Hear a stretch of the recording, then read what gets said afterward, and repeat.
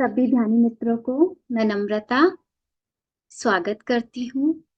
आप सभी लोगों का महाअवतार फाउंडेशन की तरफ से इस ज्ञान सत्र में बहुत स्वागत है। आप सभी लोग हर एक दिन अपना कीमती समय निकालते हैं और हम सभी साथ में मिलके आनापानासती ध्यान करते हैं।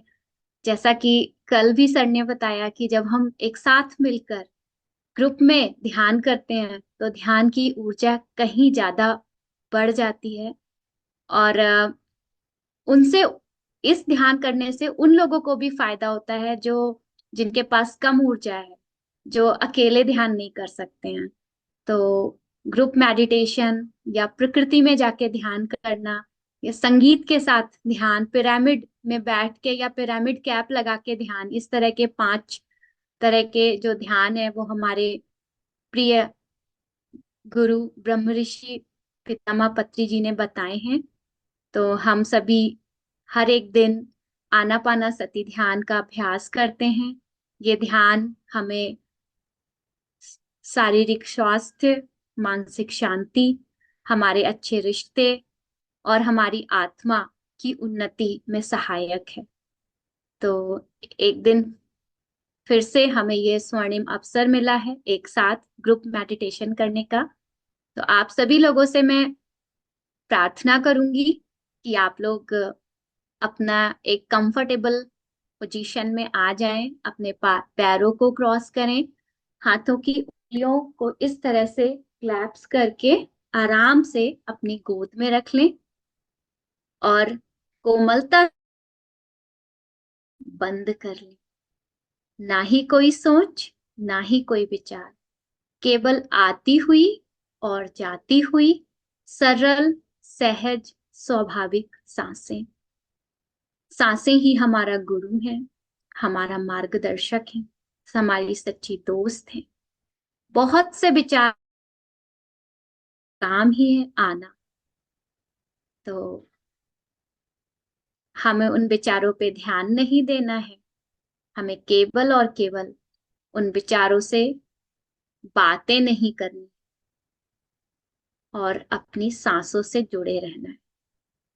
जी हाँ दोस्तों, अब हम आनापानासती ध्यान कर रहे हैं। आप लोग अपनी सांसों के साथ जुड़े रहें। धन्यवाद।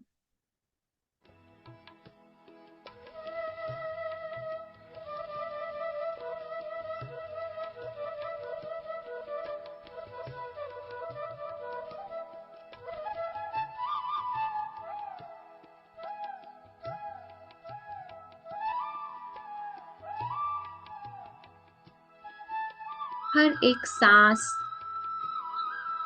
की गहराई को महसूस करें।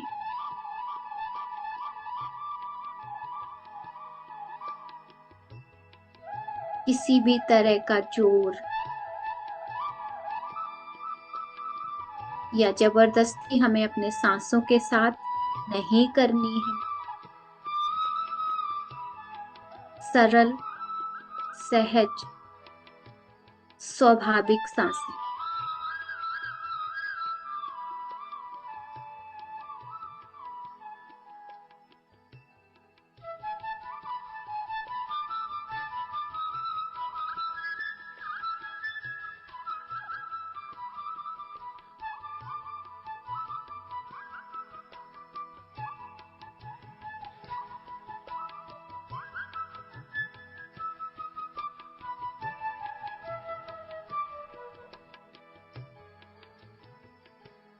पूरे दिन की थकान, तनाव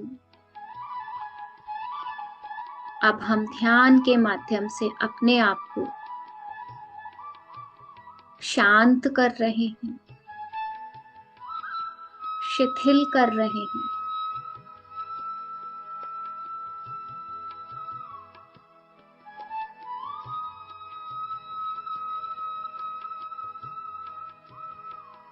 हम सभी सौभाग्यशाली हैं। हमारे जीवन में ध्यान रूपी प्रकाश आया है।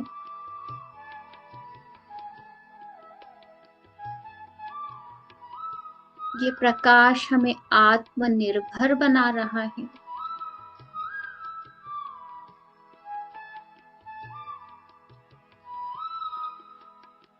भावनात्मक आत्मनिर्भरता।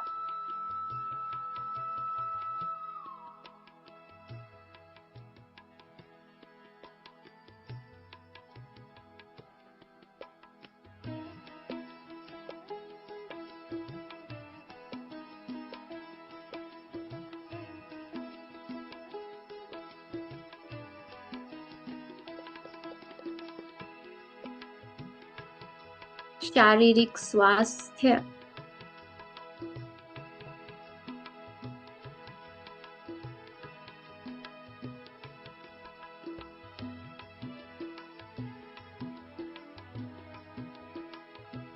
मानसिक शांति।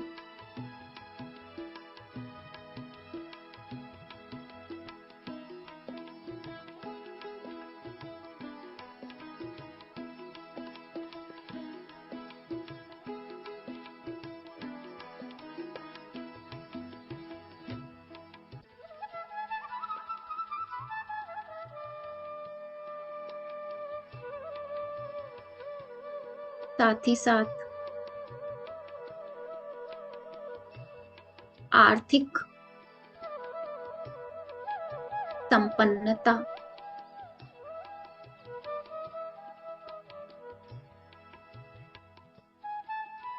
अच्छे रिश्ते।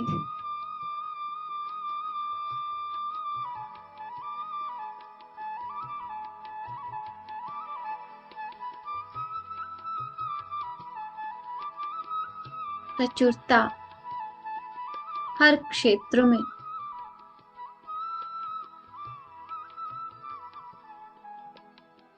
हम संपन्नता से जुड़ गए हैं।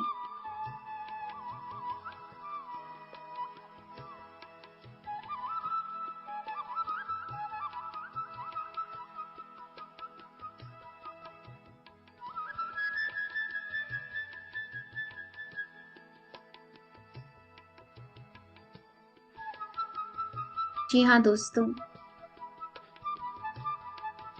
सर दर्द से लेके कैंसर तक की बीमारी को बहुत से लोगों ने ध्यान के द्वारा हील किया है।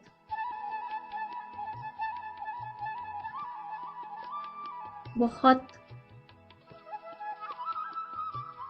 शक्ति है ध्यान में, बहुत ताकत है।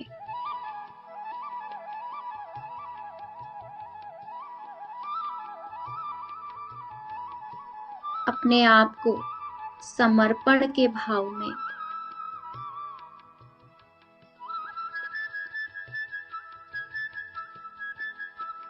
अपनी सांसों के साथ समर्पण। कोई जोर जबरदस्ती अपनी सांसों से ना करें।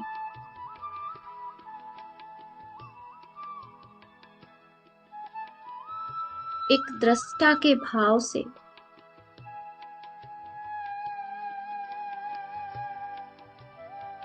अपनी सांसों को आते हुए और जाते हुए अपनी मन की आंखों से देखें।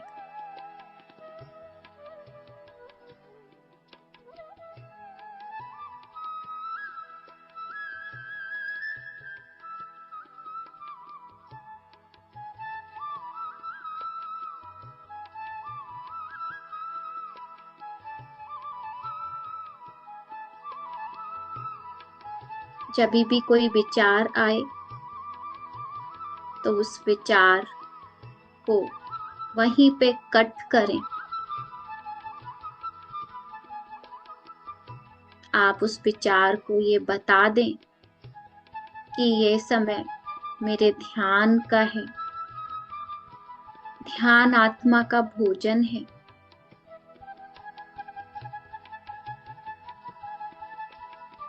मुझे किसी भी विचार में नहीं उलझना है। कृपया बाद में आए।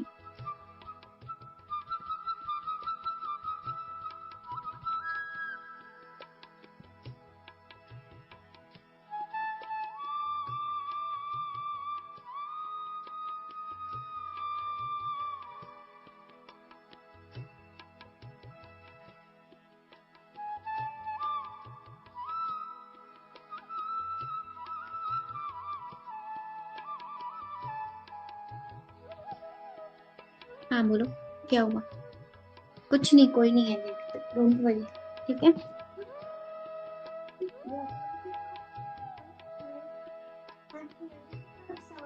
या यू यार।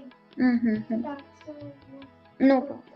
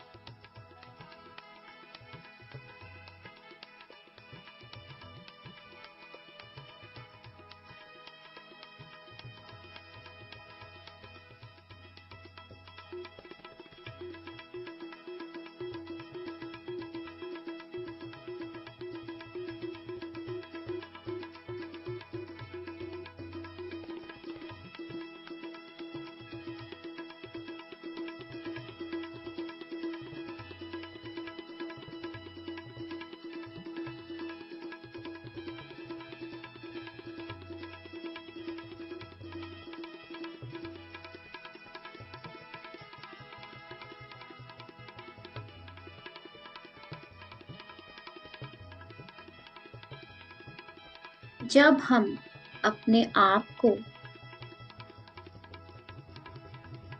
सीमित ना करते हुए उस विराट चेतना को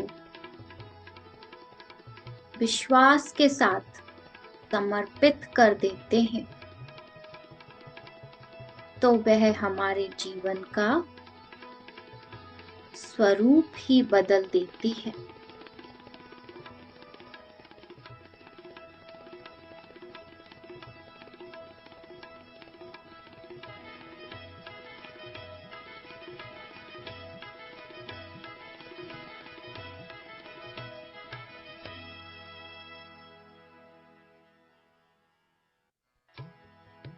जी हाँ दोस्तों।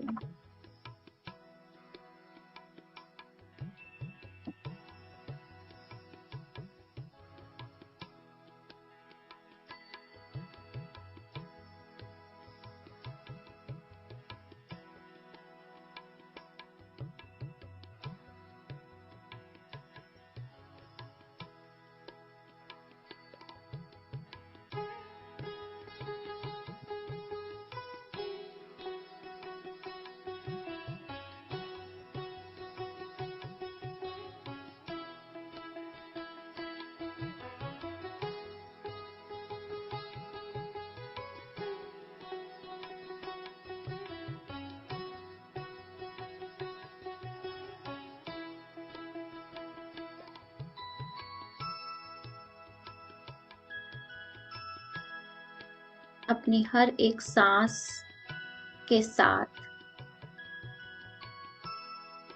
बने रहें।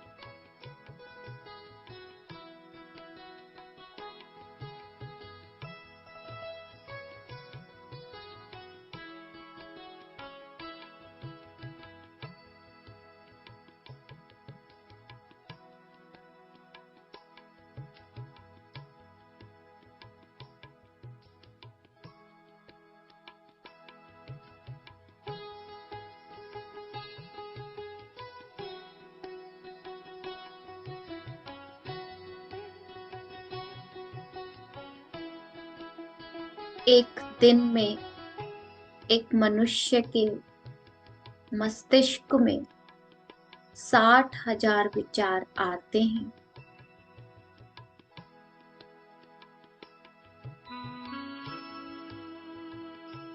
लेकिन जब हम ध्यान करना शुरू करते हैं तो धीरे धीरे उन विचारों का आना कम होने लगता है।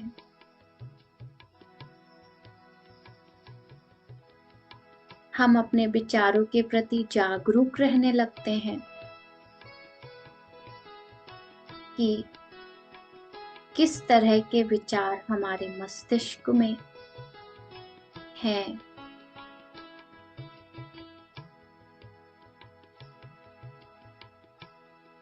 ये कुछ ऐसा है मेरे दोस्तों, जब हम धरती माँ से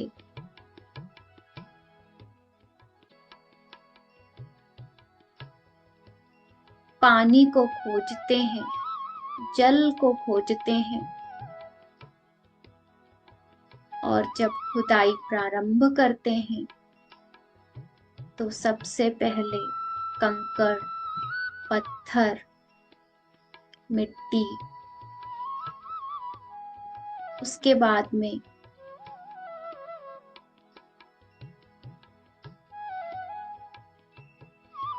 स्वच्छ पानी की धारा प्रस्फुटित होती है। उसी प्रकार जब हम ध्यान करने बैठते हैं तो विभिन्न प्रकार के विचार आके हमें परेशान करते हैं।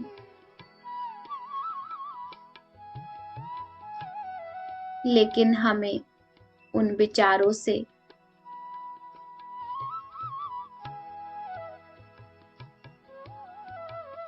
हार नहीं माननी है।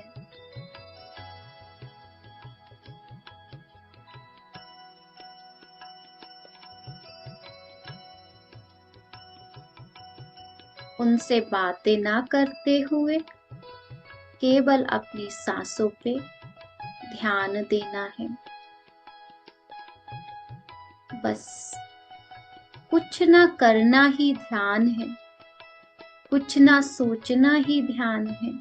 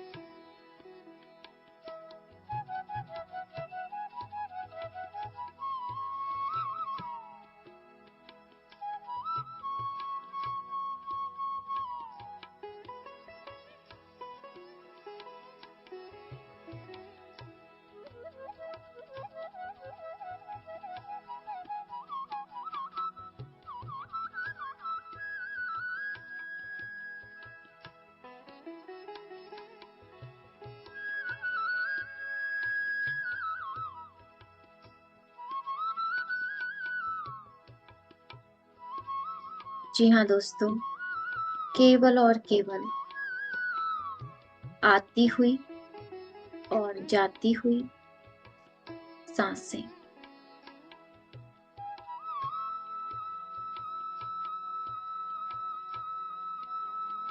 श्वासानुसंधान, ये सांस रूपी विज्ञान है।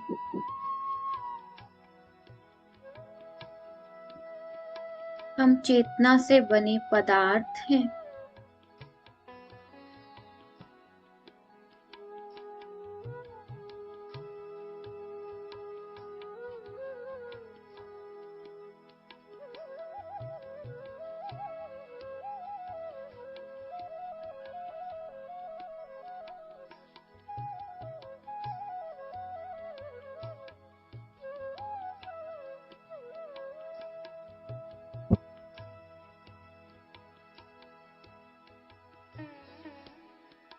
जब हम खुद से जुड़ते हैं,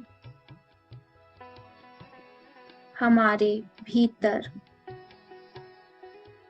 बहुत सी प्रतिभाएं स्वतः ही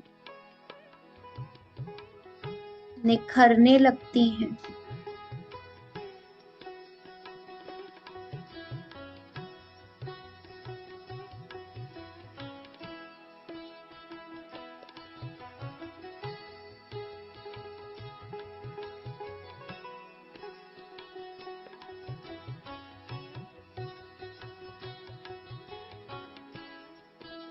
जब ब्रह्मांडीय ऊर्जा ब्रह्मरंध्र से हमारे शरीर में प्रवेश करती है, तो स्वतः ही जितनी ही भी हमारे शरीर में नस नाड़ियां हैं,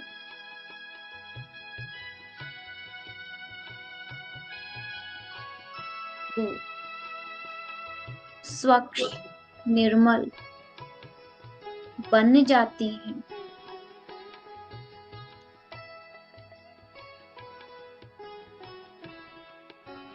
नेगेटिव एनर्जी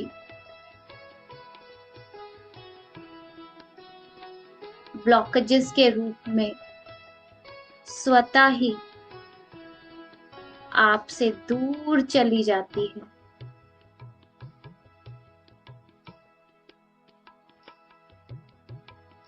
जब आप अंदर श्वास लें, तो विजुलाइज करें, सुनहरा प्रकाश आपके पूरे शरीर में भरता जा रहा है।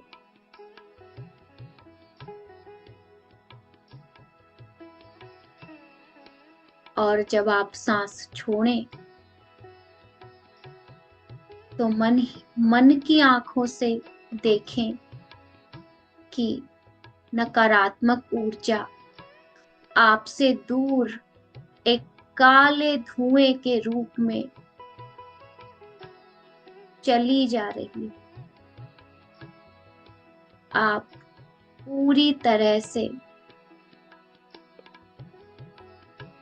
स्वस्थ बन गए हैं।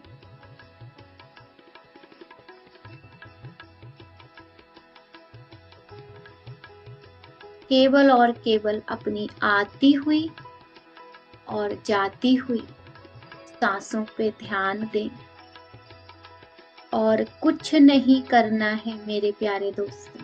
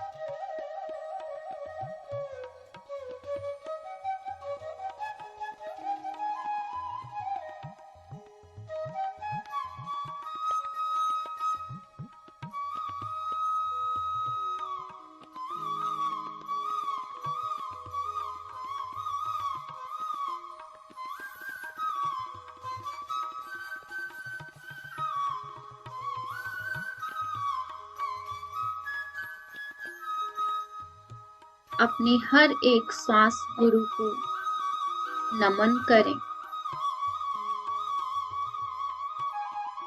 श्वासें ही हमें जीवन का एहसास कराती हैं।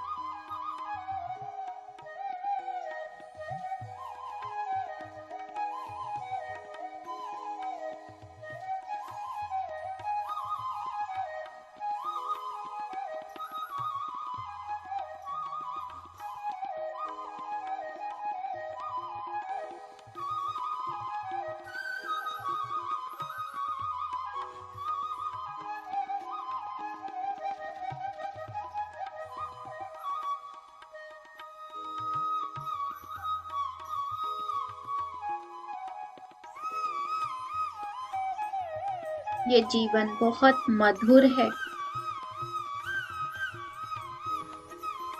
ध्यान के माध्यम से हम इसकी मधुरता को एहसास करते हैं।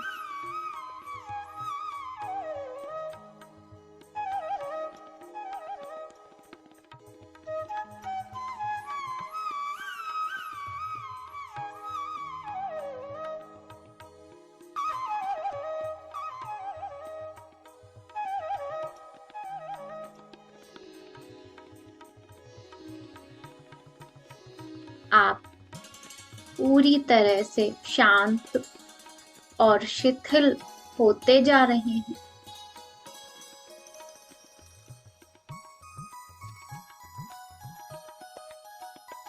आपका मन, आपका शरीर और आपकी आत्मा ऊर्जामय बन गए हैं।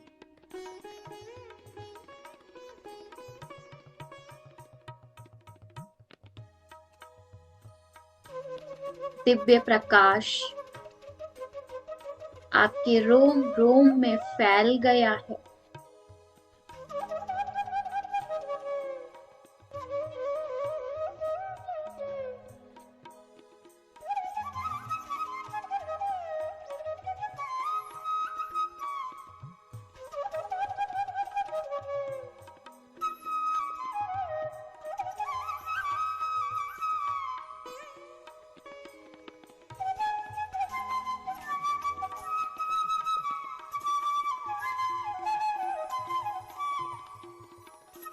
श्वास ही हमारा गुरु है।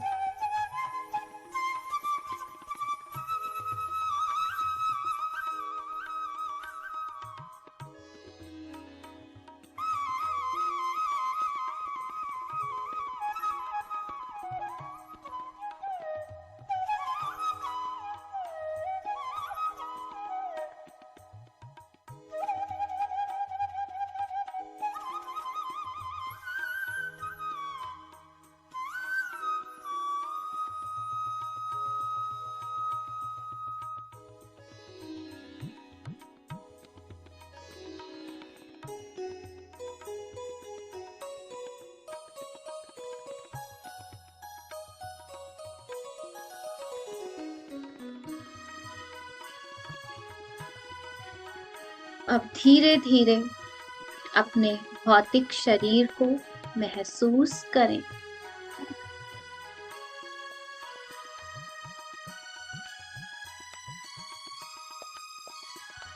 आप जिस स्थान पे बैठे हुए हैं उस स्थान को आसपास की आवाजों के प्रति सजग बने।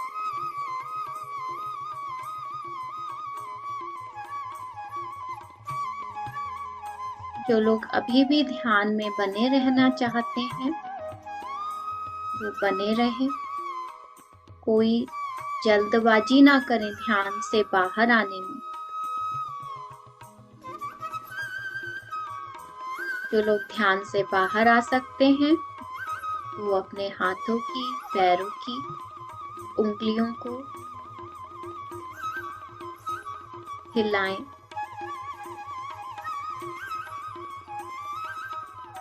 और अपने दोनों हाथों को अपने कोमल से चेहरे पे रखें।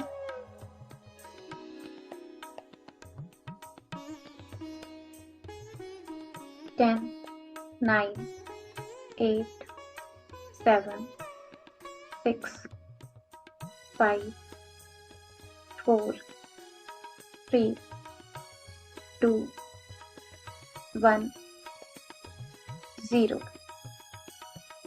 बहुत आहिस्ता से अपनी आंखों को अपनी हथेलियों में खोलें और एक प्यारी सी मुस्कान के साथ में अपने दोनों हाथों को अपने चेहरे पे और अपने पूरे शरीर पे अपनी इस पवित्र ऊर्जा को बिखेर दें।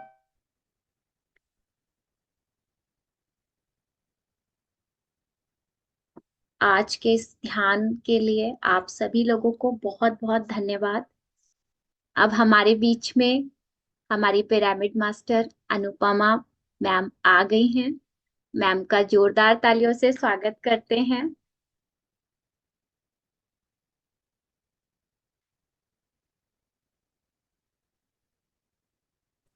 Yes ma'am, over to you. Thank you.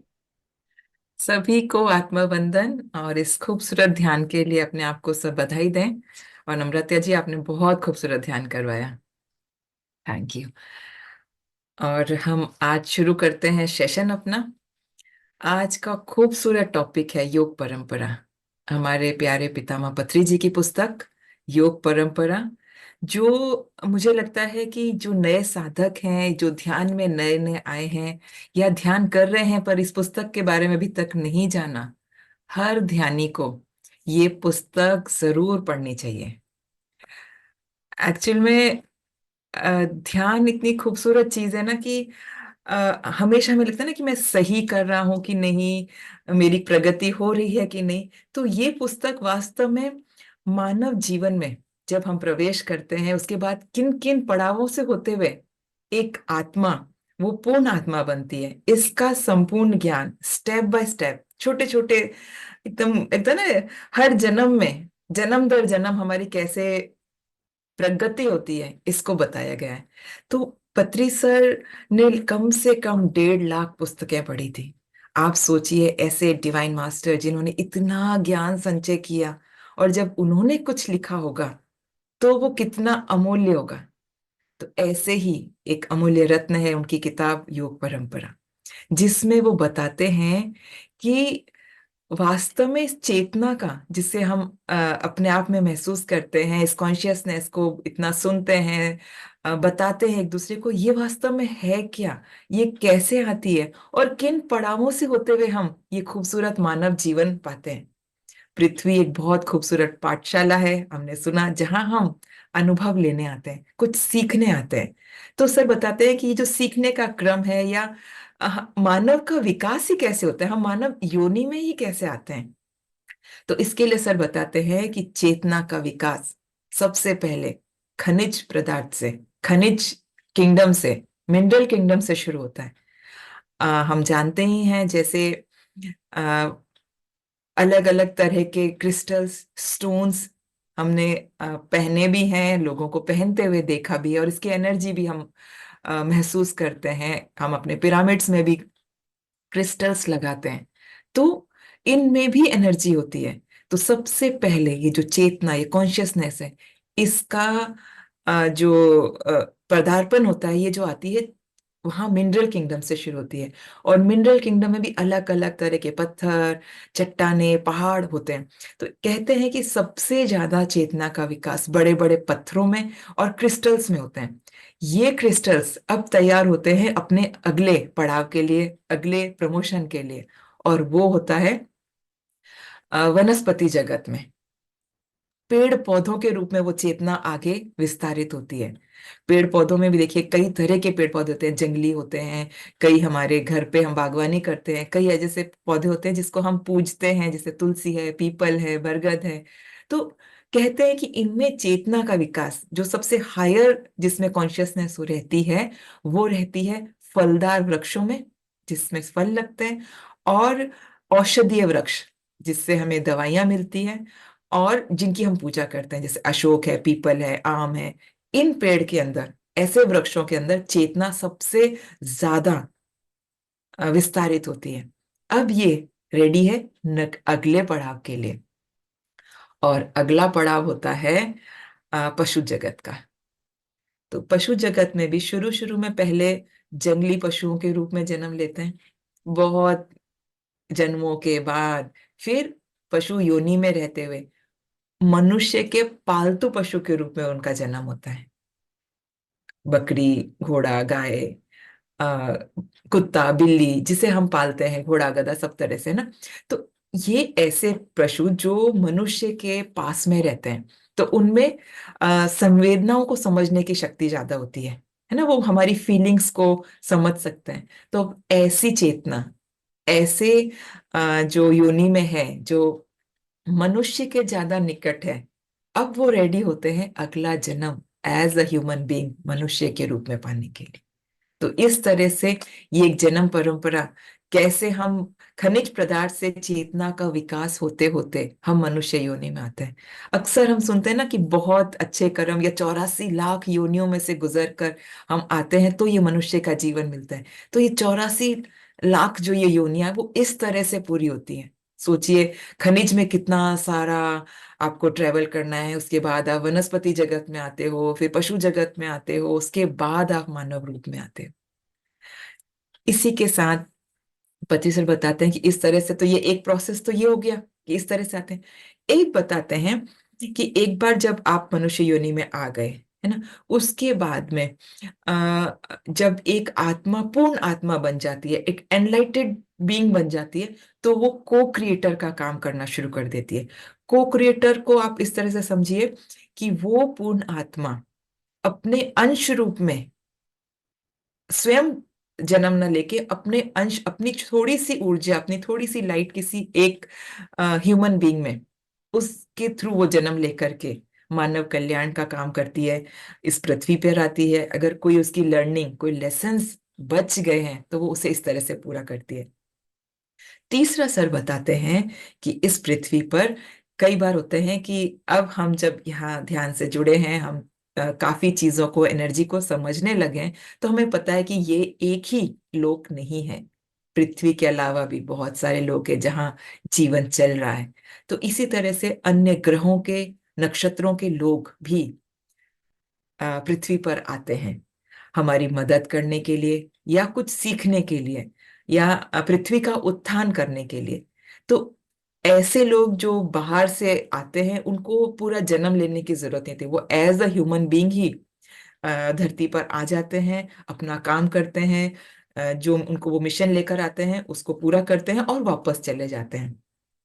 तो इस तरह से सर बताते हैं कि 3 तरह से धरती पर मानव का जन्म होता है। पहला, खनिज पदार्थ से धीरे धीरे क्रमिक विकास होते होते हम मनुष्य जन्म पाते हैं। दूसरा, एक पूर्ण आत्मा अपने अंश आत्मा के रूप में मनुष्य का जन्म लेती है। तीसरा बताते हैं कि अलग अलग गैलेक्सीज और स्टार से जो स्टार बीइंग्स आते हैं, कुछ समय के लिए अपना काम करते हैं, हमारी मदद करते हैं, कुछ सीखते हैं और अपना मिशन पूरा करके वापस चले जाते हैं। तो यहाँ एक और बात, जैसे पहले जन्म से लेकर, मनुष्य रूप में पहले जन्म से लेकर के कई कई जन्मों के बाद जब वो आत्मा पूर्ण आत्मा बनती है या एनलाइटेड होती है, अपने पूर्णत्व को प्राप्त करती है, तब जो वो पूरा कार्यक्रम रहता है, चाहे उसमें 500 जन्म लगे, चाहे 1000 जन्म लगे, ये पूरा प्रोसेस कहलाता है जन्म परंपरा। जन्म परंपरा मतलब पहले जन्म से लेकर के इस पृथ्वी पर, इस चेतना की मुक्ति के आखिरी जन्म तक आप जितने भी सर्कल में जन्म ले रहे हैं, जितने भी रीबर्थ हो रहे हैं, वो पूरा पूरा कहलाता है जन्म परंपरा। अब जब हम जन्म परंपरा में आ जाते हैं, एक बार पृथ्वी पे जन्म लेते हैं, तो शुरू होती है कर्म परंपरा। हम कर्म बंधनों में भी बंधना तब शुरू होते हैं। तो इसको और आगे बढ़ाने से पहले मैं थोड़ा सा बताती हूँ कि ये जो आत्मा है ना, इसके भी कई स्तर हैं। ऐसा नहीं है कि पहली बार में ही आप बहुत एनलाइटेड बीइंग के जैसे, तो इसमें भी आप पहले बेबी इन्फेंट सोल के रूप में जन्म लेते हैं। इन्फेंट सोल होती है, फिर बेबी सोल होती है, फिर वो यंग सोल बनती है, फिर मैच्योर सोल होती है, फिर ओल्ड सोल होती है, फिर इन्फिनिट सोल होती है। तो इस तरह से 7-8 क्रम होते हैं इस जीव के, इस आत्मा के, इस कॉन्शियसनेस के, इस चेतना के विकास के। तो हम हर क्रम से होके गुजरे हैं। और इसको आप ऐसे समझें कि एक छोटा बच्चा जो इन्फेंट सोल या बेबी सोल, आप हमारे आसपास उस बेबी का उदाहरण लेके समझते हैं। तो छोटा बच्चे की क्या नीड होती है? अगर वो बेबी अभी तक 1-2 महीने का ही है तो उसका क्या होता है? बस वो खाना पीना और सोना, उसकी नीड्स इतनी सी है, पूरी हो जाए। धीरे धीरे वो अपने सराउंडिंग को पहचानने लगता है, अपने पेरेंट्स को, पड़ोसियों को, है ना, रिश्तेदारों को। अपना खिलौना, अपने तक मस्त रहता है, उसे दुनिया जहान की फिक्र नहीं होती। तो इसी तरह से ये सोल का विकास धीरे धीरे बढ़ता है। और इसी विकास क्रम में जब हम जन्म लेते हैं, हमने समझा है इस चीज को भी, पुरुष और प्रकृति के मिलन से ये जब हमारा जन्म होता है, कॉन्शियसनेस और प्रकृति, प्रकृति मतलब प्रकृति से हमें 3 गुण मिलते हैं। अ,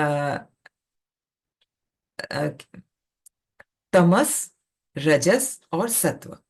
इन तीनों गुणों के साथ हम जन्म लेते हैं। और ये आज भी आप में, हम में ये तीनों गुण विद्यमान है। पर इसकी मात्रा, किस गुण की प्रधानता अधिक है, उस गुण के अनुसार हम लोग अपना व्यवहार करते हैं, अपना कर्म करते हैं।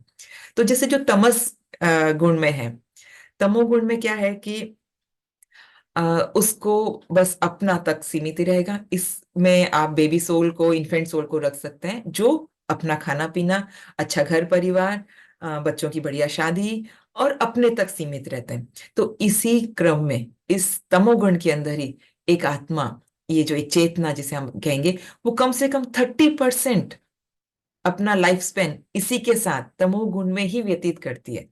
अगर हम इसको 100% या 100 जन्म का मान के देखते हैं, रफ फिगर है वैसे, ये 1000, 1500, 1200, 600 कितने भी हो सकते हैं। ये हर एक सोल का इंडिविजुअल निर्णय होता है कि वो एक टाइम फ्रेज में उस गुण के साथ कितने टाइम रहना चाहती है। ठीक है।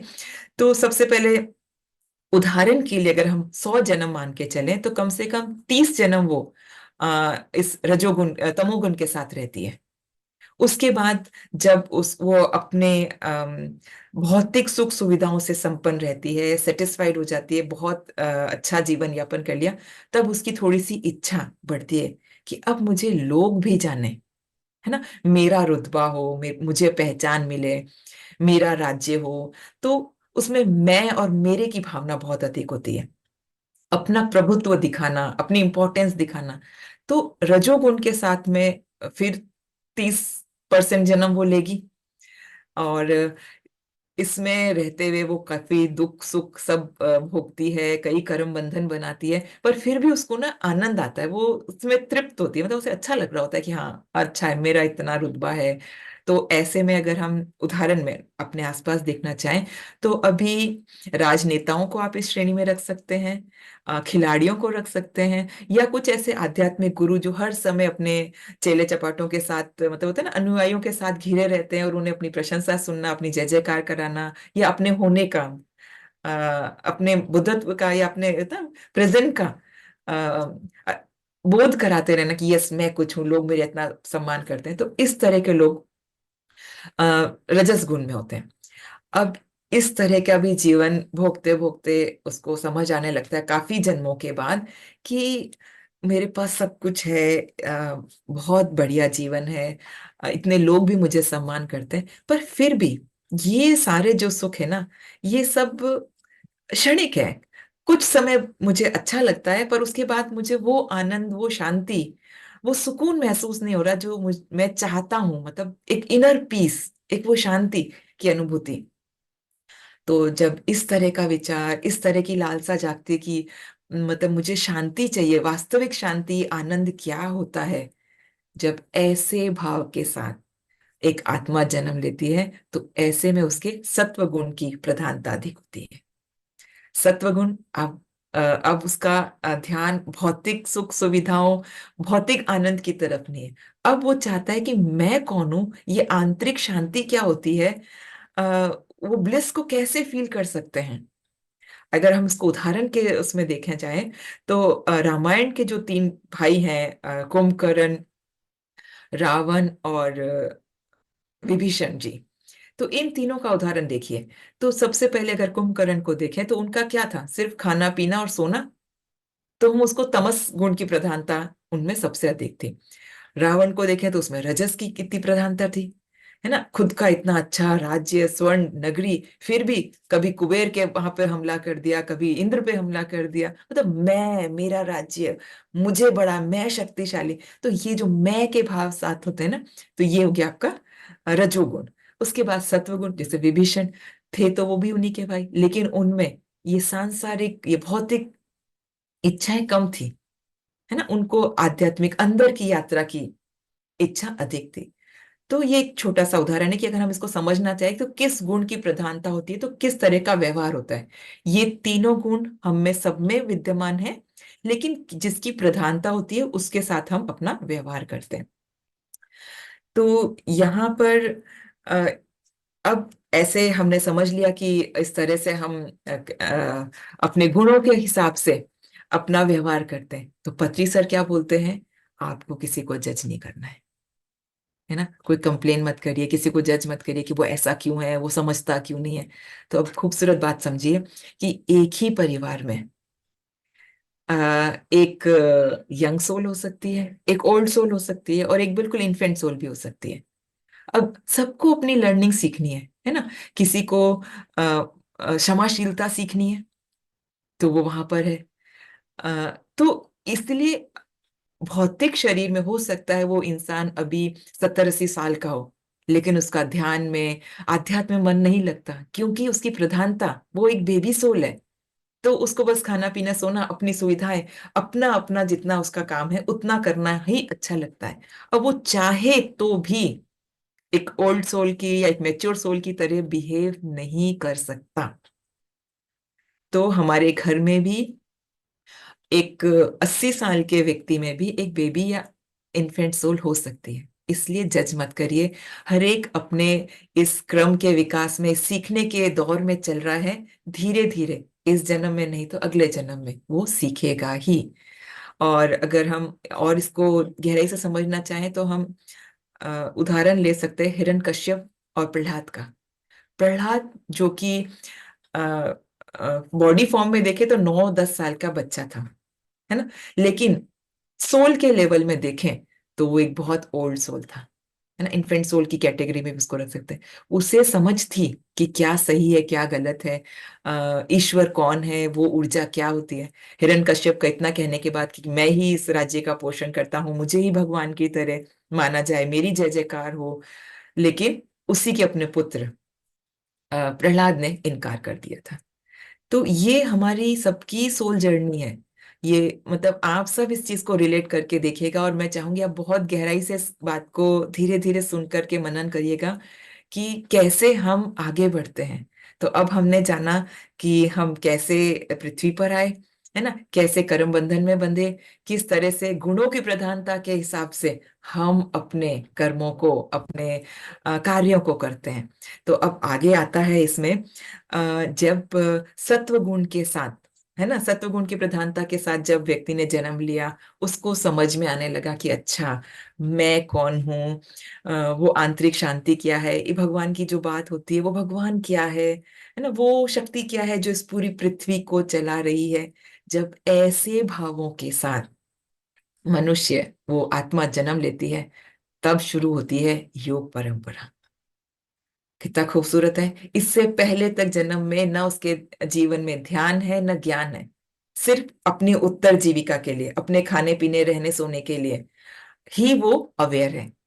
सत्व गुण की प्रधानता के साथ शुरू होती है योग परंपरा। अब योग परंपरा में भी सर ने कहा है कि ऐसा नहीं कि एकदम से आप एक ही जन्म में एनलाइटेड बीन बन जाओगे, नहीं, इसमें भी कई क्रमिक विकास होते हैं।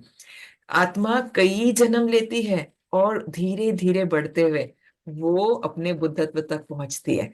तो अब इसको भी सर ने टुकड़ों में बांट कर के और इजी बताया है कि अब योग परंपरा को भी हम 4 भागों में बांट लेते हैं: भक्ति योग, कर्म योग, ज्ञान योग और राजयोग।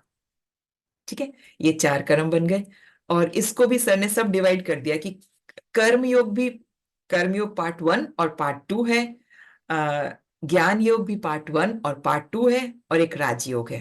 तो मैं आपको इसी तरह से इसी क्रम में बताऊंगी जैसा कि सर ने अपनी बुक में मेंशन किया है। आप लोग थोड़ा ध्यान देके सुनना, आज किसी कारणवश मैं स्लाइड नहीं चला पा रही हूँ, अदरवाइज और मजा आता हमको इसको समझने के लिए। तो सबसे पहले बात करते हैं भक्ति योग की। भक्ति योग का नाम सुन के अमूमन हमारे जहन में क्या विचार आता है?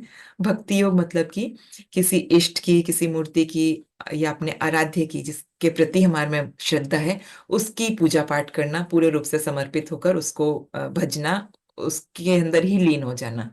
लेकिन पत्री सर इसको एक सिरे से खारिज कर देते कि भक्ति योग का सही अर्थ किसी देवी देवता की, किसी मूर्ति की पूजा करना नहीं है।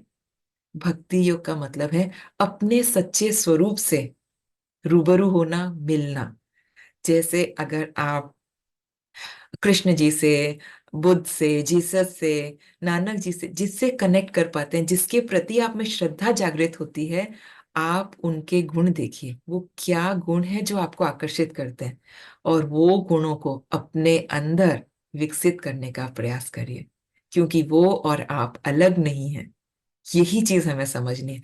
तो पत्री सर बोलते हैं कि भक्ति योग का मतलब है किसी की देवी देवता की या मूर्ति पूजा नहीं, अपने सच्चे स्वरूप का, उस वननेस तक पहुंचने की जो यात्रा है, वो कहलाती है भक्ति योग। जिसमें हम मीराबाई का उदाहरण दे सकते हैं, रैदास का उदाहरण दे सकते हैं, कबीरदास का उदाहरण दे सकते हैं। इसके बाद में हम शुरू करते हैं कर्म योग पार्ट 1। अब जब अ, मानव रूप में जन्म भी ले लिया, अब थोड़ा सा हम सचेत भी हो गए अपने कर्मों के प्रति।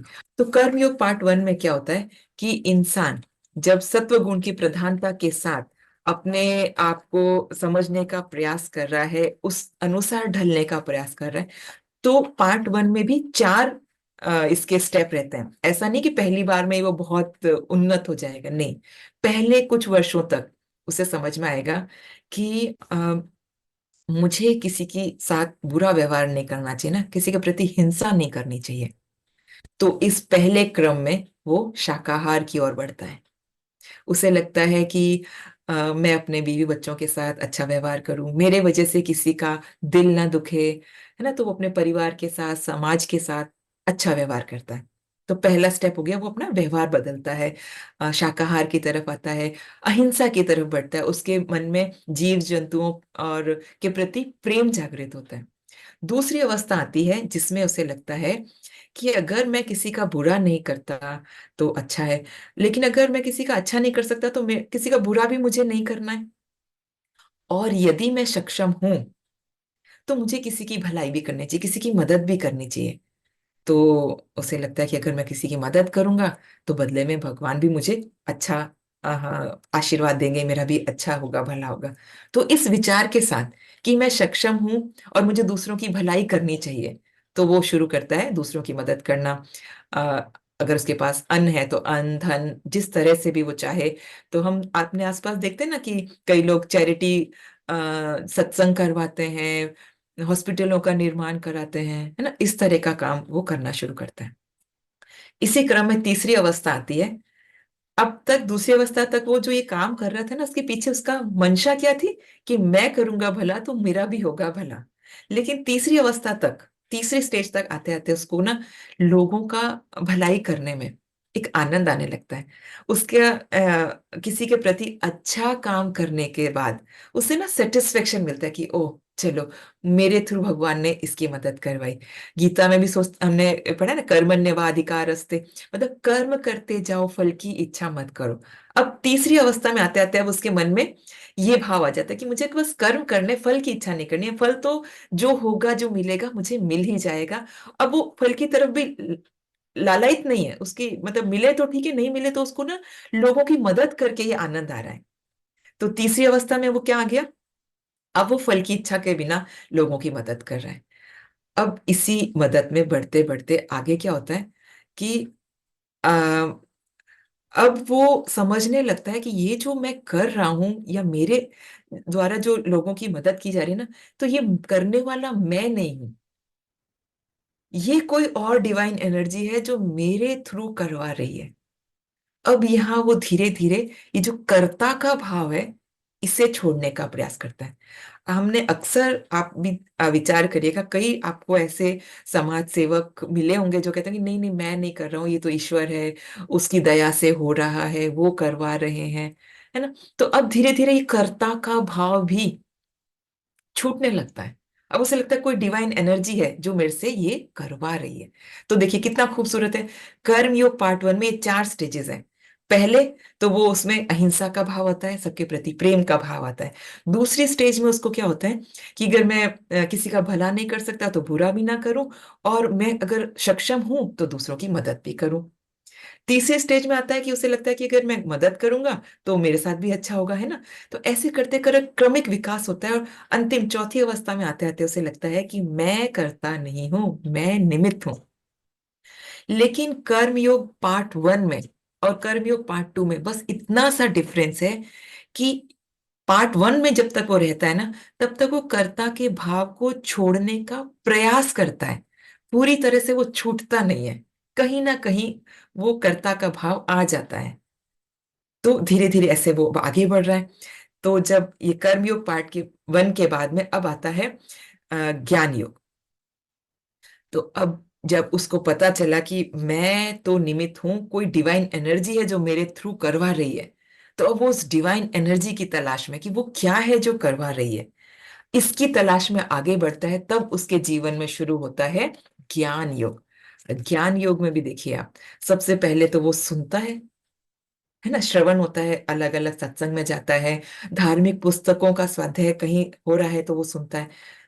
अच्छा, मैं शरीर नहीं हूं, आत्मा हूं, ऐसी बात, हम सब तो शरीर होते हैं, यही पृथ्वी एक लोक नहीं है, और भी कई लोक हैं, ऐसी बातें पहली बार वो सुनता है। तो उसे बड़ा अच्छा लगता है कि अरे वाह, कितनी नई, मतलब अजीब अच्छी बातें हैं, इनको सुनकर मुझे आनंद आ रहा है। तो कई जन्म वो इस श्रवण की अवस्था में ही निकाल देता है।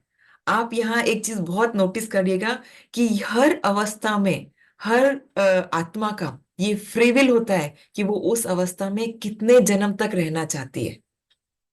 तो पहली अवस्था हो गई श्रवण की, है ना, वो सुन रहा है, उसको सुनने में आनंद आ रहा है, जहां सत्संग होता है, जहां कीर्तन होता है, जहां इस तरह के कोई पाठ होते हैं, या ऐसे जूम मीटिंग होती है जहां इस तरह की बातें होती है, तो वो आता है, अटेंड करता है, उसे सुनना अच्छा लगता है।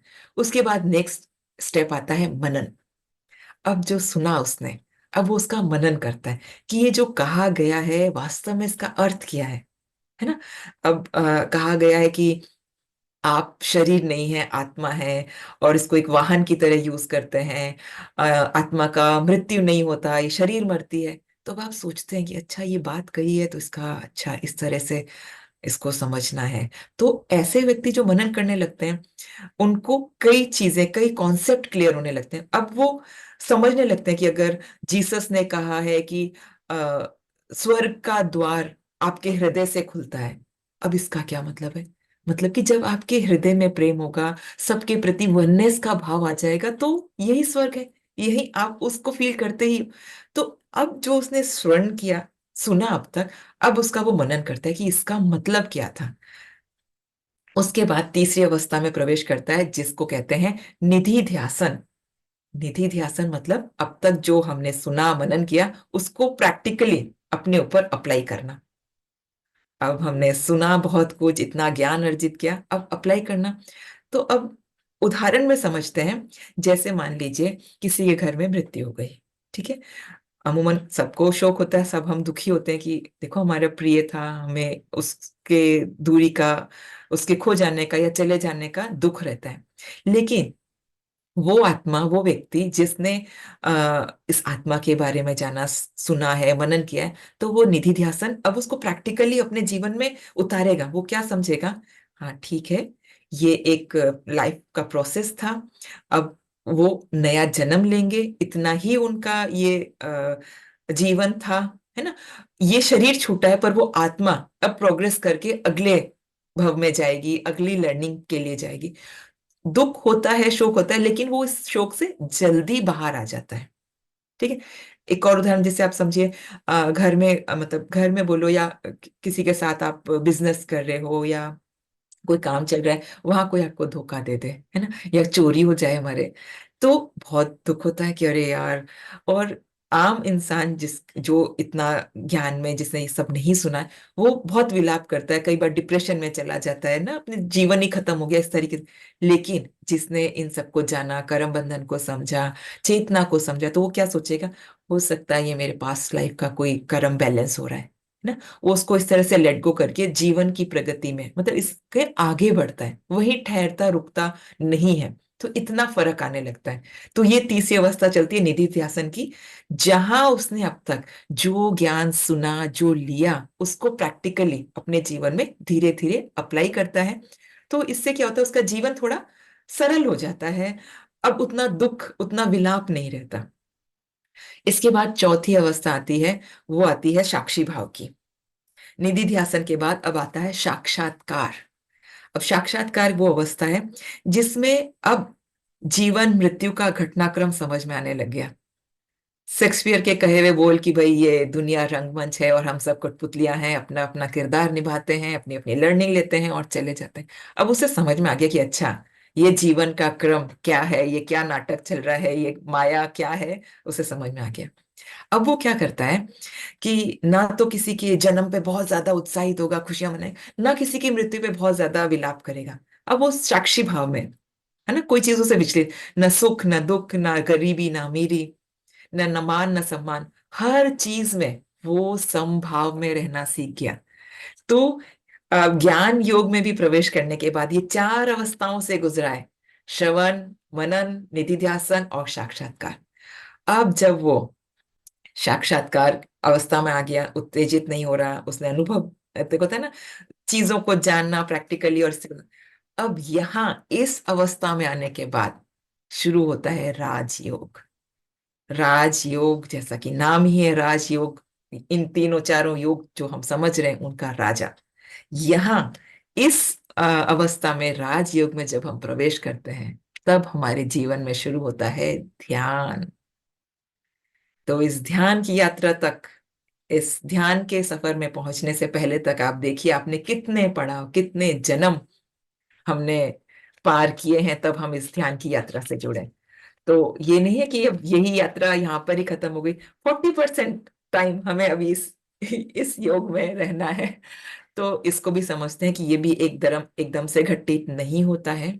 हम ध्यान में प्रवेश करते हैं, अब से पहले तक उसने साक्षात्कार की उस स्थिति में रहने का अपने आप को सक्षम बना लिया, प्रयास कर रहा है। लेकिन अब तक जो उसका ज्ञान है ना, वो सारा का सारा सांसारिक है, किताबी है ना। अब तक उसने सिर्फ पढ़ा सुना, उसको अप्लाई किया और जीवन में शांति पा रहा है। अनुभव नहीं है अभी तक, अनुभवों की कमी है। तो अब अनुभवों की शुरुआत होती है इस ध्यान से। अब वो ध्यान में आता है, एक अच्छे गुरु की तलाश करता है और पूरे डेडिकेशन के साथ, डिसिप्लिन के साथ ध्यान को करता है, सीखता है। तो ध्यान में भी हमने अब देखा है जैसे कई स्टेप हैं। सबसे पहले हम ध्यान, आनापानासती ध्यान शुरू करते हैं, है ना। पहले स्टेप में कुछ समय तक सिर्फ हम बैठने का ही प्रयास करते हैं, निर्विचार होने का ही प्रयास करते हैं। धीरे धीरे प्रैक्टिस के बाद हम लोग निर्विचार होते हैं, हमारे जो विचारों का बवंडर जो हमेशा चलता है वो शांत होता है। और जब हम निर्विचार होते हैं, तभी वो कॉस्मिक एनर्जी हमारे अंदर प्रवेश करती है। तो पहली अवस्था हो गई ध्यान में बैठना सीखना और उस निर्विचार स्थिति तक पहुंचना। जब वो कॉस्मिक एनर्जी हमारे अंदर प्रवेश करती है, तो सेकंड स्टेप शुरू होता है हमारा इस शुद्धिकरण। जो अंदर के ये इतने सारे 72,000 नाड़ियां, जो काया अनुपासना कहते हैं, इस काया के अंदर जितनी भी अशुद्धियां हैं, उसका शुद्धिकरण इस कॉस्मिक एनर्जी के साथ शुरू होता है। इस शुद्धि में आप मानिए कि इसी जन्म में या कुछ पास्ट लाइफ में आपने कुछ बुरे कर्म किए हैं, या इस लाइफ में भी अगर हमने जाने अनजाने अपने गुणों की प्रधानता के आधार पर किसी का दिल दुखाया है, किसी के प्रति अन्याय किया है, तो वो सारे कर्म बंधन भी इस ध्यान द्वारा धुल जाते हैं, वो साफ होने की प्रक्रिया भी होती है।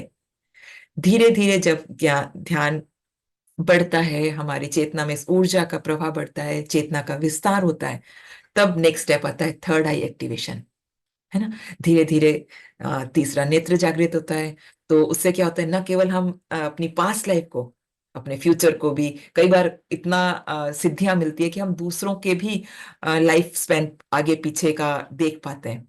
हम थर्ड आई मास्टर्स के बारे में जानते हैं, उनसे मिले भी हैं, कईयों ने हमारे सेशन भी लिए। तो ये क्या है, ये एक सिद्धि है, ये उनका एक पड़ाव है ना, वो आगे बढ़े। तो ये हम सब भी कर सकते हैं। तो उसके बाद थर्ड आई एक्टिवेशन के बाद आता है सहस्त्रार की स्थिति। जैसे आप योगी बनते हैं, ध्यानी से योगी बनते हैं ना, योगी से फिर महायोगी बनते हैं, ऋषि बनते हैं, ब्रह्मश्री बनते हैं। इस तरह से ये भी एक 4-5 स्टेप का एक क्रम है, जिस क्रम में हम आगे बढ़ते हैं। तो इसलिए हम ब्रह्मश्री पितामह पत्री जी, तो ब्रह्मश्री की उपाधि मतलब वो, उन्होंने ये सारी साधना के बाद वो एकदम सबसे उच्च स्थिति में पहुंच गए। तो इस तरह से ये क्या कहते हैं इसको, राजयोग में प्रवेश होता है। अब देखिए, जब राजयोग में प्रवेश हुआ और हमने अनुभव लेने शुरू किए, तब शुरू होता है ज्ञान योग पार्ट 2।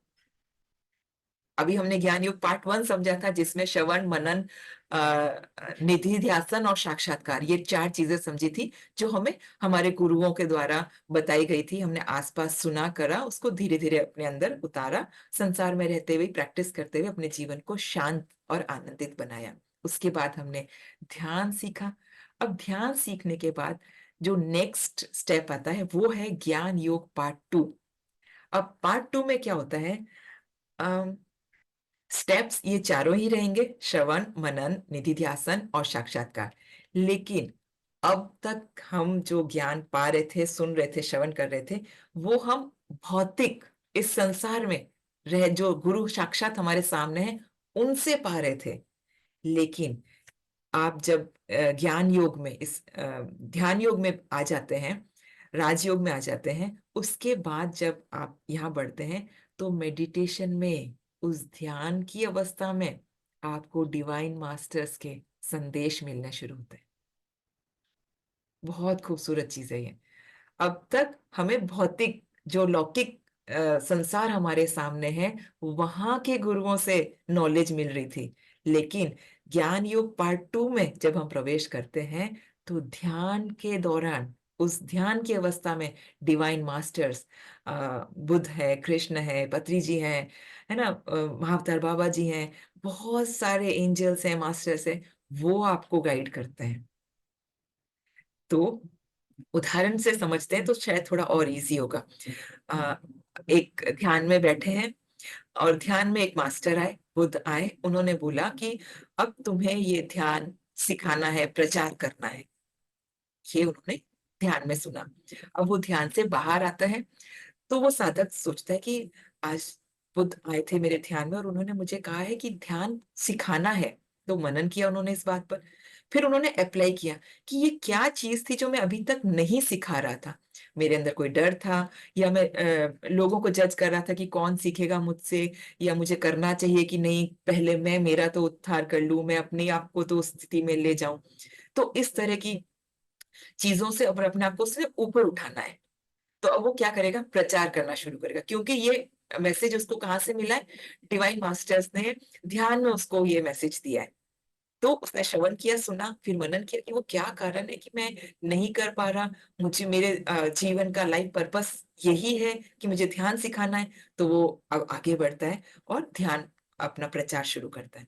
तो इस तरह से ज्ञान योग पार्ट 2 में सीधा ध्यान में हमें डिवाइन मास्टर से गाइडेंस मिलती है, और उसके अकॉर्डिंग वो साधक, वो ध्यानी आगे बढ़ता है। अब देखिए, यहाँ पर नेक्स्ट अब शुरू होगा कर्म योग पार्ट 1। सबसे पहले हमने कर्म योग से शुरू किया था, लेकिन हमने वो बीच में कहाँ छोड़ा था, कि वहां उससे कर्ता का भाव छूट नहीं रहा है। वो खुद को निमित्त मान रहा है, समझ रहा है कि करा कोई और रहा है, मैं निमित्त हूं। लेकिन एक हल्की सी रेखा यही है कि अब ध्यान में आने से पहले तक उससे कर्ता का भाव नहीं छूट रहा था, लेकिन अब ध्यान में आने के बाद उससे कर्ता का भाव पूर्ण रूप से छूट जाता है। अब वो समझ जाता है कि करने वाला मैं कोई नहीं हूं। अब यहां से असली साधक की यात्रा शुरू होती है, क्योंकि देखिए, इतना ज्ञान ले लिया, ध्यान हो गया, ध्यान की कई अवस्थाएं हो गई, ध्यान के दौरान डिवाइन मास्टर से मिलन हो गया, उनसे इतनी शिक्षाएं मिलने लग गई, आपको कई सिद्धियां मिलने लगती हैं। जब आप ध्यान करते हैं तो आप लाइट लैंग्वेज बोलने लगते हैं, आपको क्लियर ऑडियंस, कहीं दूर भी कोई बात हो रही हो या कोई मैसेज दूर से भी अगर आपको कोई गाइड दे रहा है, आपका कोई एंजल या आपको कोई गाइड कर रहा है, तो वो भी आपको सुनाई देने लगता है। इसी के साथ साथ टेलीपैथी है, चैनलिंग है, इस तरह के कई आशीर्वाद, एक होता है ना सिद्धियां, ब्लेसिंग्स आपको मिलती हैं, है ना, उस साधक को मिली है। तो यहाँ पर अक्सर कई महान गुरु यहीं आके अटक जाते हैं, वो इन सिद्धियों में, इसी में अपने आप को पा करके मैं का भाव आ जाता है। उन्हें लगता है यस, मैं तो इतना महान हूँ, मेरे में इतनी सिद्धियां हैं, मैं इतना कुछ कर सकता हूँ। दूसरों को वो तुच्छ या छोटा समझने लगता है और उसकी यात्रा यहीं रुक जाती है, वो आगे प्रगति नहीं कर पाता है, यहीं तक, इसी चक्र में, यहाँ अपना फुल स्टॉप। लेकिन पत्री सर कहते हैं कि ये फुल स्टॉप नहीं है, ये जो अहंकार, ये जो आध्यात्मिक अहंकार आ जाता है, स्पिरिचुअल ईगो आ जाता है, ये सबसे बड़ी बाधा है। और जो इससे पार हो जाता है, इतनी सिद्धियों के बाद भी जो हम्बल रहता है, उस वननेस को समझता है, वो आगे बढ़ता है, वो सहस्त्रार्थ की स्थिति में आता है। और आ, अहम ब्रह्मास्मि, तत्वमसि, जो ऐसे ब्रह्म वाक्य हम सुनते हैं, उसका ट्रू मीनिंग, उसका सही अर्थ क्या है, वो जान पाता है। तो वो जो अहंकार से, इस कर्ता भाव से, इस डूअर से पूर्ण रूप से मुक्त होता है, वो पूर्णात्मा, वो उस बुद्धत्व को, उस कैवल्य को, उस निर्वाण को प्राप्त होता है। तो ये एक यात्रा इस तरह से चलती है और अपने एनलाइटमेंट तक, अपने बुद्धत्व तक उसको पूरा करती है। तो यहाँ पर एक और बात पति से बोलते हैं, देखिए, हरेक की अपनी जर्नी है ना। मैंने आपको सोल के बारे में बताया कि वो इन्फेंट बेबी सोल, मतलब होते होते होते होते क्रमिक विकास से वो ओल्ड सोल या इन्फेंट सोल की तरफ बढ़ती है। तो कई जन्म लग सकते हैं, कोई बात नहीं, सबकी अपनी यात्रा है। हम यहाँ एक दूसरे को समझा सकते हैं, बता सकते हैं कि देखो, इस तरह से ये विकास होता है, ऐसे ऐसे क्रमबद्ध सिद्धियां मिलती है, डिवाइन मैसेजेस मिलते हैं, और ध्यान में हम प्रगति करते हैं, और उस वननेस तक, उस अहम ब्रह्मास्मि को पहचानने तक, उसको समझने तक पहुंच पाते हैं। तो यहाँ ये सब सुन करके किसी को हताश होने की जरूरत नहीं कि अरे यार, ये उसको तो इतना आगे है। सबकी अपनी यात्रा है, सबकी अपनी खूबसूरत यात्रा है, अपनी लर्निंग्स है। तो कहीं किसी के साथ कोई कंपैरिजन नहीं करना। हम सब यूनिक हैं, हम सब अलग अनोखे हैं, हम सब की अपनी इंपॉर्टेंस है। बस या इसको समझने का प्रयास ये था, या कि हम कहाँ स्टैंड कर रहे हैं, अभी हम कहाँ हैं, और कितनी यात्रा बाकी है, उसके लिए कितना प्रयास करना है, उसको जानना सिर्फ इस पुस्तक को समझने का मेरा उद्देश्य था, बताने का कि देखिए, ये खूबसूरत यात्रा है। अगर आप कुछ भी नहीं कर रहे हैं तो भी प्रगति तो हो रही है। मतलब एक जन्म में अगर इंसान कुछ नहीं करता, आलसी है, जैसे ना, काम नहीं कर रहा है, काम चोर नहीं कर, पर वो भी अगर ये शरीर छोड़ देगा, नेक्स्ट जब हम कहते हैं वो सोल प्लानिंग होती है, तब वो क्या अफसोस करेगा कि अरे, मैंने ना ये इस टाइम में ना टाइम बहुत वेस्ट किया अपने पिछले जन्म में, अब मैं कुछ भी करूंगा, टाइम वेस्ट नहीं करूंगा। तो नेक्स्ट बर्थ में वो टाइम की वैल्यू करते हुए अपने लर्निंग को आगे लेता है।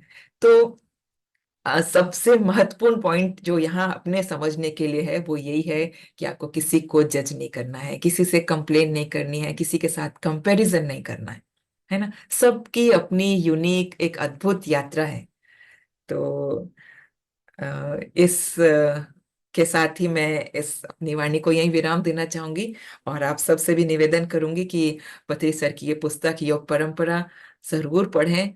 अ, हमारे विकास के लिए, हमारी जर्नी के लिए, हमारे कई धारणाओं को तोड़ने में ये बहुत खूबसूरत पुस्तक है। आप सबका धन्यवाद इतने प्यार से मुझे सुनने के लिए, इतना समय देने के लिए। Thank you so much. Thank you so much ma'am. योग परंपरा बुक को आपने अपने सरल शब्दों में इतने अच्छे ढंग से बताया। और हम लोगों की बहुत सी जो क्लैरिटी है, मतलब चीजों की क्लैरिटी भी हुई है, उसके लिए आपको बहुत बहुत gratitude ma'am. Thank you so much. जी हाँ दोस्तों, राधा जी का तो बहुत देर से हैंड रेस था, तो अब जो लोग भी अपने क्वेश्चन पूछना चाहें मैम से पूछ सकते हैं। राधा जी को मैं अनम्यूट करती हूँ।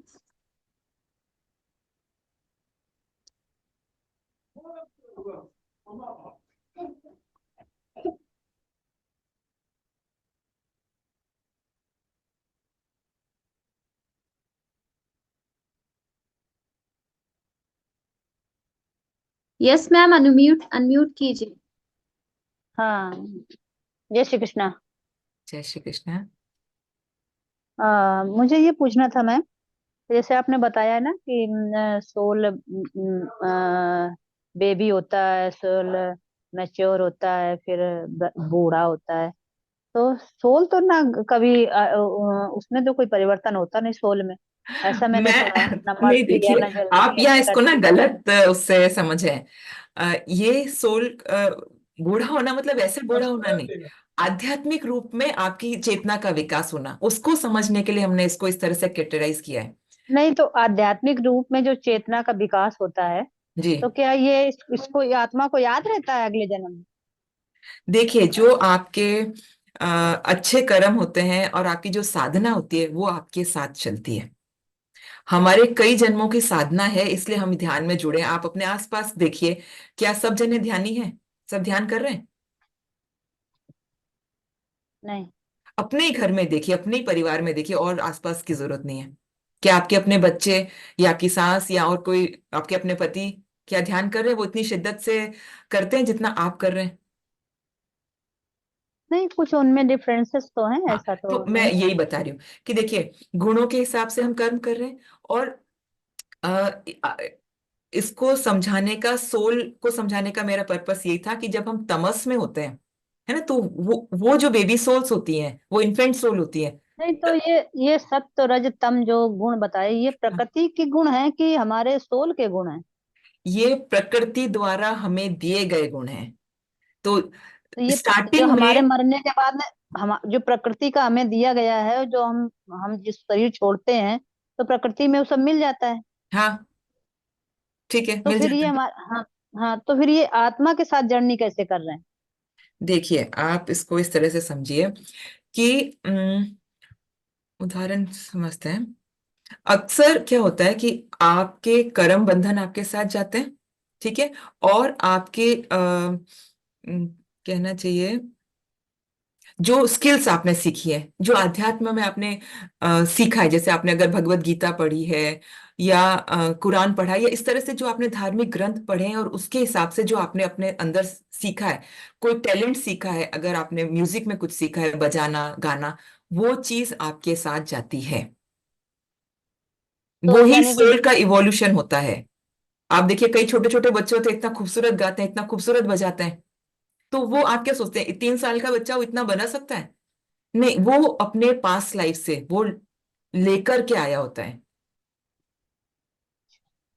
तो आप मैंने आपको ये भी बोला कि हर स्टेज में सोल अपने हिसाब से कितने भी जन्म ले सकती है, और जितने जन्म लेती है वो इवॉल्व होती है, उसकी चेतना, उसकी बुद्धिमत्ता का विकास होता है, वो खुलती है अपने चैतन्य के प्रति, उस डिवाइन एनर्जी के प्रति कि वो क्या है।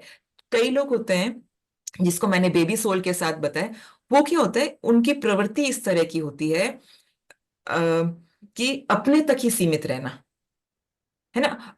मेरा अच्छा पोषण हो जाए, मेरा अच्छा घर हो, मेरे बच्चों की अच्छी शादी हो, वो इसमें संतुष्ट है।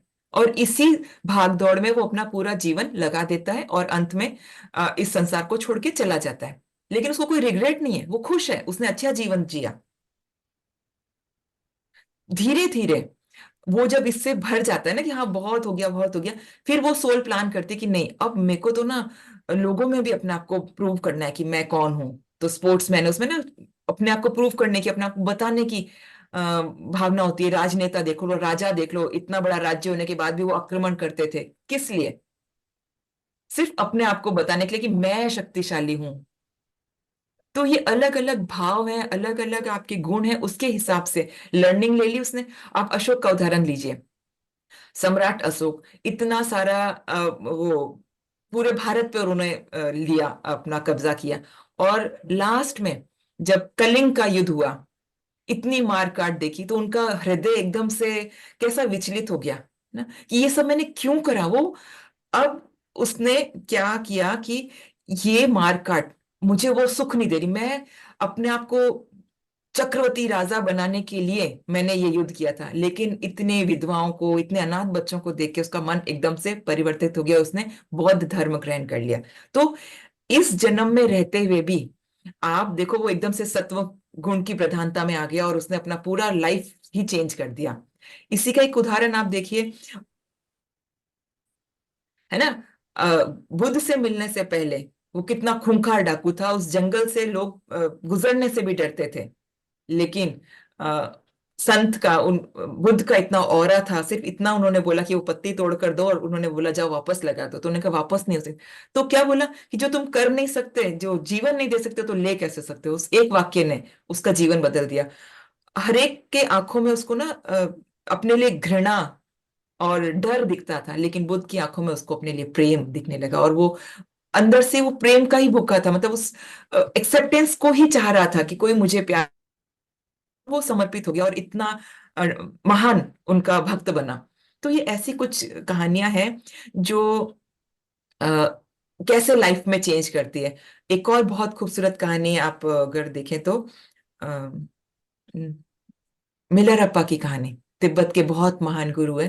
कभी अगर हमें मौका मिलेगा तो हम उसकी, मिलरप्पा जी की कहानी डिस्कस करेंगे कि कैसे एक ही जन्म में उन्होंने बहुत बुरे कर्म किए, लोगों को मारा, बुरा काला जादू वगैरह किया, और अपनी गलती को पहचान के उन्होंने सुधारा, ध्यान किया, योग किया, और इसी एक ही जीवन में वो डिवाइन मास्टर बन गए। बहुत बड़े महर्षि बन करके उन्होंने अ, अपनी इच्छा से इस शरीर को छोड़ा। तो ये इस तरह से समझेंगे हम इसे।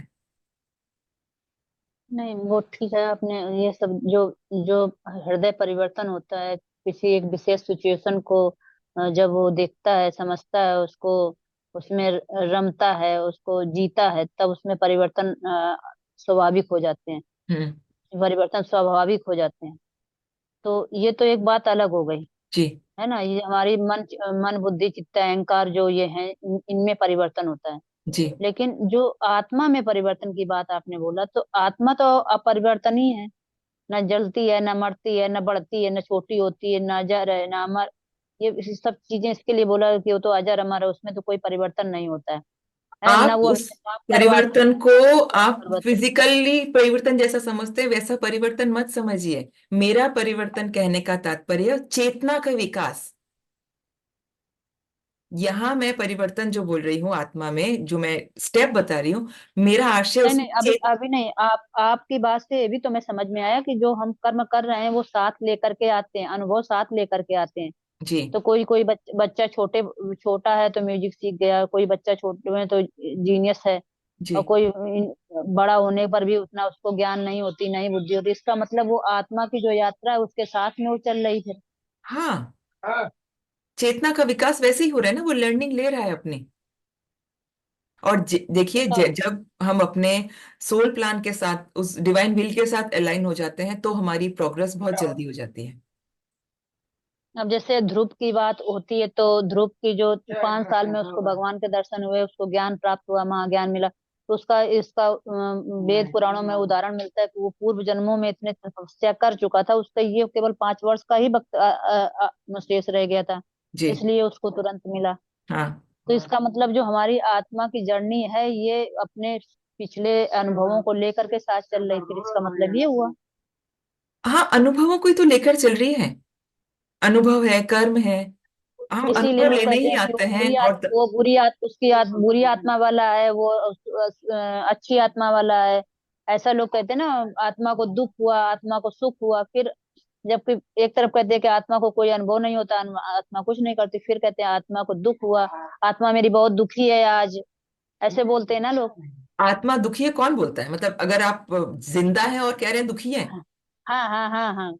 तो वो नहीं तो कहते आज आपका मेरी अपना। आत्मा को बहुत दुख हुआ, आत्मा आपने ऐसा बोला, मेरी आत्मा को बहुत दुख हुआ। ऐसे बोलते हैं ना लोग। हाँ, तो देखो, अब आत्मा तो दृष्टा है है ना, वो तो फीलिंग तो आप क्रिएट कर रहे हो ना, वो तो अनुभव करता है, ये दृष्टा है वो। पांच भौतिक पंच भौतिक जो बॉडी का निर्माण है, ये सुख दुख का अनुभव करता है ना हाँ हाँ आत्मा ने। हाँ, हम तो बस कह देते हैं ना कि करते हैं। आप देखो, हम्म, अगर हम इसको एक और उदाहरण से समझाने की कोशिश करती हूँ, शायद मैं आप तक पहुंच सकूं। एक गाड़ी है, ठीक है।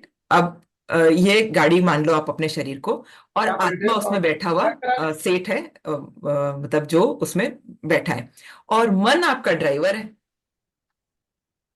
तो अब ये आपकी चॉइस है ना कि आप उसको कहाँ ले जा रहे हो। गाड़ी उबड़ खाबड़ रास्ते पे चला रहे हो, तो वो जो ओनर है जो अंदर बैठा है, वो तो वो झटके ले रहा है, वो कह कुछ नहीं रहा। अगर वो स्मूथ सड़क पे भी जा रहा है तो भी वो उसका जर्नी का आनंद ही ले रहा है। तो आत्मा तो दृष्टा है, वो अनुभव लेने ही आई है। यहाँ आने के बाद हमारी चॉइस होती है कि हम क्या करना चाह रहे हैं। कई बार आप देखो, आपको पता है कि ये काम करना गलत है, फिर भी हम करते हैं। कई बार लगा है कि डायबिटीज है, मुझे मीठा नहीं खाना है, फिर भी मन कि हम खाना है। तो यही बात तो इतना जो छोटा होता है, कर्मों में भी होता है। कई बार हमें मालूम होता है कि ऐसा नहीं बोलना है, ये गलत है, लेकिन क्रोध में, जो कल सत्यपाल सर की क्लास में हमने अरशद वर्गा को समझा था, तो उस क्रोध भाव में आकर हम वो कर देते हैं। अब जब आपने कर दिया है तो उसका कुछ आपको भुगतान भी करना पड़ेगा। कई बार आपकी जब चेतना का विकास, तो रियलाइजेशन जल्दी हो जाता है। तो आप आत्मा को ऐसा बच्चा बूढ़ा इस तरह से मत समझिए। ये एक समझाने का तरीका था। ये आप इसको समझिए चेतना के विकास के स्तर पे। जितना आत्मा का चेतना का विस्तार होगा, उसकी लर्निंग्स होंगी, उसमें उसने ग्रहण किया होगा, उस स्टेज पर वो काम करेगा। जब अगर वो तमोगुण के साथ है, पहले पहले के उसके कुछ के शुरू के 40-50 जन्म में ही वो आत्मा है, तो वो धरती पर एडजस्ट करना सीखेगी। ये सारी नई चीजें, उसको सुख सुविधा है, उसमें मजा आएगा। फिर धीरे धीरे जब उसकी तृप्ति हो जाती है, तब फिर वो आगे बढ़ता है ज्ञान की तरफ, इस आंतरिक सुख की तरफ, है ना। खोज उसकी फिर भौतिक सुख सुविधाओं से आंतरिक में। कई देखिए आप अपने आसपास ही कितने लोग होते हैं ना, धन संपदा से परिपूर्ण होते हैं, फिर भी सुखी नहीं है, उस सुख की तलाश में। कई होते हैं पूरा कुछ त्याग करके और आश्रम में चले जाते हैं। तो क्या पाने जाते हैं वो आश्रम में? वो उस शांति को, अपने होने के उस वजूद को, कि मैं कौन हूं, इसकी तलाश में। तो ये एक क्रमिक विकास है बुद्धत्व तक, एनलाइटमेंट तक पहुंचने का। देखिए, हमने मनुष्य कैसे जन्म लेता है, कैसे हम इस योनि में आते हैं, यहां तक जाना। इसके बाद कई हजार हजार साल के बाद हम उस बुद्धत्व तक पहुंचते हैं। अब एक लाइट की बीम है, वहां पर आ रही है, हम यहाँ खड़े हैं। हम सबको गुजरते हुए उस लाइट से उस पार जाना है। आप ये मानिए, हर एक को उस होल के उस तरफ जाना है। अब वहां पहुंचने तक आप कितने जन्म लेते हैं, ये आपकी चॉइस है। तो ये इस पुस्तक में ये समझाने का प्रयास किया कि हमें सबको उस लाइट के पार जाना है। और ये रास्ता कैसे चलेगा, आप किस पड़ाव पे क्या अनुभव करेंगे, कैसा आपका स्वभाव होगा, किस तरह के आप कर्म करेंगे, ध्यान में आएंगे तो ध्यान में आपको क्या क्या अनुभव होंगे, उसमें कैसे आपकी प्रगति होगी, क्या गिफ्ट्स मिलते हैं, सिद्धियां मिलती हैं। तो ये एक होता है ना, आत्मा का स्टेप बाय स्टेप प्रोग्रेस होते तक, एनलाइटेंड होने तक, कैवल्य प्राप्त करने तक का एक जो सफर रहता है, उसको समझने का, समझाने का प्रयास है।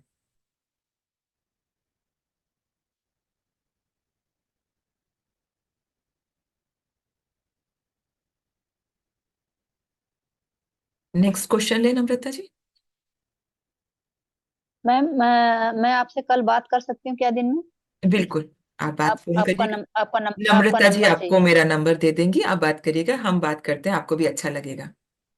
नहीं, थोड़ा सा हमें इसमें बहुत ज्यादा कंफ्यूजन इस आत्मा की इसमें, क्योंकि इसके विषय में थोड़ा सा हम लोग अध्ययन कर रखा है, तो इसी में ठीक है, जो आप मुझे कल डाउट्स फोन हैं करिए, क्लियर। हाँ, हम हाँ, थोड़े बात डाउट्स करें। हैं तो क्लियर करेंगे। जी जी, चलिए, बहुत थैंक अच्छा यू। लगा आपसे बात करके। जी,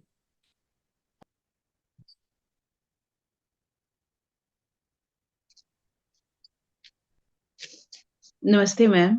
नमस्ते। थैंक यू मैम, बहुत ही अच्छा सेशन था। मतलब एक अद्भुत था, मैं सिर्फ इसलिए अनम्यूट हुई हूँ। मतलब इसके मतलब बाद मुझे मुझे ये पता चला कि हम अपने लाइफ की जर्नी में किस स्टेज तक पहुंची हूँ। बिल्कुल।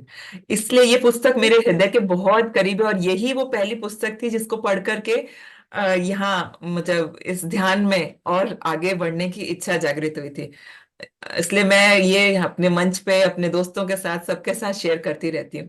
अगर हमें मौका मिलेगा तो अगली बार, अगले कई कुछ महीनों बाद जब भी ये होगा, मैं स्लाइड के साथ इसको प्रस्तुत करूंगी, तो आपको और आनंद आएगा इसको समझने का। बिल्कुल, मैं चूंकि छोटा छोटा गूगल यूट्यूब करके ये सब के बारे में जानने का प्रयास करती हूँ, बिकॉज कोई गाइड नहीं मिला जो कि आपकी तरह मुझे कभी गाइड करता।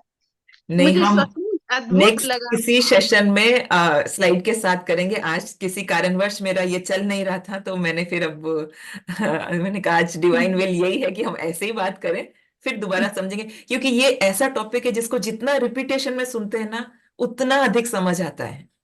बिल्कुल, मैं तो रो गई थी। मुझे सच में लगा कि सचमुच हम लोग ये डिफरेंसेस सोचते हैं कि वो ऐसा कर रहा है, अकॉर्डिंग टू उसकी वो जर्नी ओसी हुई है। तो वो हाँ, तो ये यही जज करना और ये होता है ना, ये भाव सबसे पहले मतलब इसी बुक को, जो आपके आ रहे ना सेम मेरे थे, तो thank you. Thank you ma'am, thank you so much.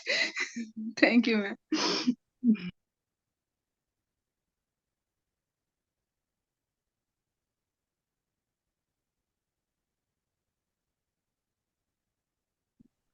Radhe प्रणाम, जय श्री कृष्णा मैम। जय श्री कृष्णा। बहुत ही अच्छा, thank you so much for amazing session. Meditation भी बहुत अच्छा, नम्रता जी की सॉफ्ट स्वीट वॉइस में, और आपका पिछला सेशन में भी आई वॉज इम्प्रेस्ड, और आज भी। और मेरा थोड़ा संस्कृत विषय रहा है कॉलेज में पढ़ाने का। जी। स्कूल में तो पढ़ाते ही रहे, कॉलेज मेरा संस्कृत पीएचडी है। भारतीय दर्शन का पेपर मेरा ज्यादा इंटरेस्टिंग विषय रहा है साहित्य के बाद, धीरे धीरे यात्रा करते हुए जैसे कहते हैं अपन। तो मैं राधा मैम का थोड़ा सा कंफ्यूजन आपकी परमिशन से दूर करना चाहूंगी, प्लीज क्योंकि प्लीज। आपने इतने सिंपल सिंपल वे में आम पब्लिक जिसको अपन बोलते हैं ना, हमारे सब बहन भाइयों के लिए बताया, जो गीता का कर्म सिद्धांत है, जो पत्री जी सर ने दिया है, जो डॉक्टर क्यूटन सर से मैं जुड़ी हुई हूँ QLU से, जी। वहां पे कर रहे हैं, हमारे विषय में जो दिया हुआ है वही सब स्पिरिचुअल साइंटिस्ट डॉक्टर्स बता रहे हैं। तो मैं बहुत थ्रिल्ड हो जाती हूँ, और आपका इतना सिंपल वे में सुनने के बाद मुझे लगा कि मैं आपके साथ थोड़ा सा शेयर करूं, मतलब उनका डाउट क्लियर करूं। आपने तो बिल्कुल। उनका डाउट क्लियर किया, और वो चाहे तो मैं भी अपना नंबर इसमें दे दूंगी, बात कर सकते हैं मैम हमसे भी, तो अच्छा लगेगा। तो इस मैम, ये इसमें जो प्रकृति के 3 गुण हैं, सत्व, रजस और तमस। सत्व, रजस और तमस प्रकृति त्रिगुणात्मक है, वही 3 गुण हम लोगों में भी है, जो हमारा नेचर है, स्वभाव है। नेचर जो बाहर प्रकृति है, और जो नेचर हमारे अंदर है। तो सब तीनों गुण हर व्यक्ति में हर समय विद्यमान रहते हैं, क्योंकि लय अवस्था जो है वो प्रकृति है बाहर, अगर उसमें वो विक्षोभ हो जाता है तो प्रलय और समथिंग अपन देखें आउटर वर्ल्ड में होता है। लेकिन हमारा इनर जो तीनों गुण हमारी स्वभाव के हैं, तो उसमें हम सत्व गुण हमारा है, सप्रेस, अभी सत्व गुण जारी है, हमारा हाई है, तभी हम सब लोग इस मंच पे बैठे हुए और बातचीत कर रहे हैं मैम। और रजोगुण की वजह से हम लोग चलायमान है, वो चंचल है। और कलर भी है तीनों गुण के, सत्व लघु है, हल्का है, व्हाइट है। रजोगुण रेड है और चंचल है, जिसकी वजह से हम लोग सारी ये गतिविधियां करते हैं। और तीसरा जो हमारा तमोगुण है, जब हमारी क्रोध की अवस्था होती है, कुछ भी होता है, हम थोड़े से भी किसी के भी कहने से अगर हमें भावावेश में हम लोग आ जाते हैं, तो हमारा तमोगुण हावी हो जाता है, सत्व गुण जो है वो सप्रेस हो जाता है। तो तीनों गुण अलग चीज है। और जो पंच तत्व की मैडम बात कर रहे हैं, उनको कंफ्यूजन हुआ, तो पृथ्वी, जल, तेज, वायु, आकाश, ये हम पंच तत्व से ही हमारा शरीर बना हुआ है, 5 भौतिक शरीर, जिसको अपन कहते भी हम पृथ्वी, शरीर रूप पृथ्वी है। तो पार्थिव देह पंच तत्व में विलीन हो गई, कभी डेथ हो जाने के बाद, स्वर्गवास हो जाने के बाद, हम लोग शांत हो जाने के बाद बोलते हैं व्यक्ति के इस संसार को छोड़ने के बाद में। तो 5 तत्व तो हमारे अंदर सब हैं, जिससे मिलकर हम बने ही हैं। और 25 तत्व हैं टोटल। वैसे तो पंचीकरण का सिद्धांत जो सांख्यवाद का है, जो सब आप गुरुजन मास्टर्स लोग भी सब बताते हैं। तो राधा मैम, तो आपने बहुत अच्छे से और भी क्लियर करने का प्रयास किया, तो आपकी परमिशन से मुझे भी थोड़ी टेम्पटेशन हुई कि मैं भी शेयर करूं। तो ये 3 गुण अलग हैं, आत्मा अनुभव करती है, वो जो कह रहे हैं अजर अमर, गीता का दूसरा, तीसरा, चौथा अध्याय सालों से मैं पढ़ा रही हूँ कॉलेज में, पुरापन पढ़ते हैं, वहां सारे संशय दूर हो जाते हैं। वही गुरुजन मास्टर्स कर रहे हैं, कृष्ण जैसा कोई गुरु नहीं है, अर्जुन जैसा कोई शिष्य नहीं शिष्य है। नहीं। और इस मंच पे और सुबह मॉर्निंग पीएमसी मंच पे 40 डेज और पिछले 1.5 साल से क्यूएलयू से जुड़ी हुई हूँ।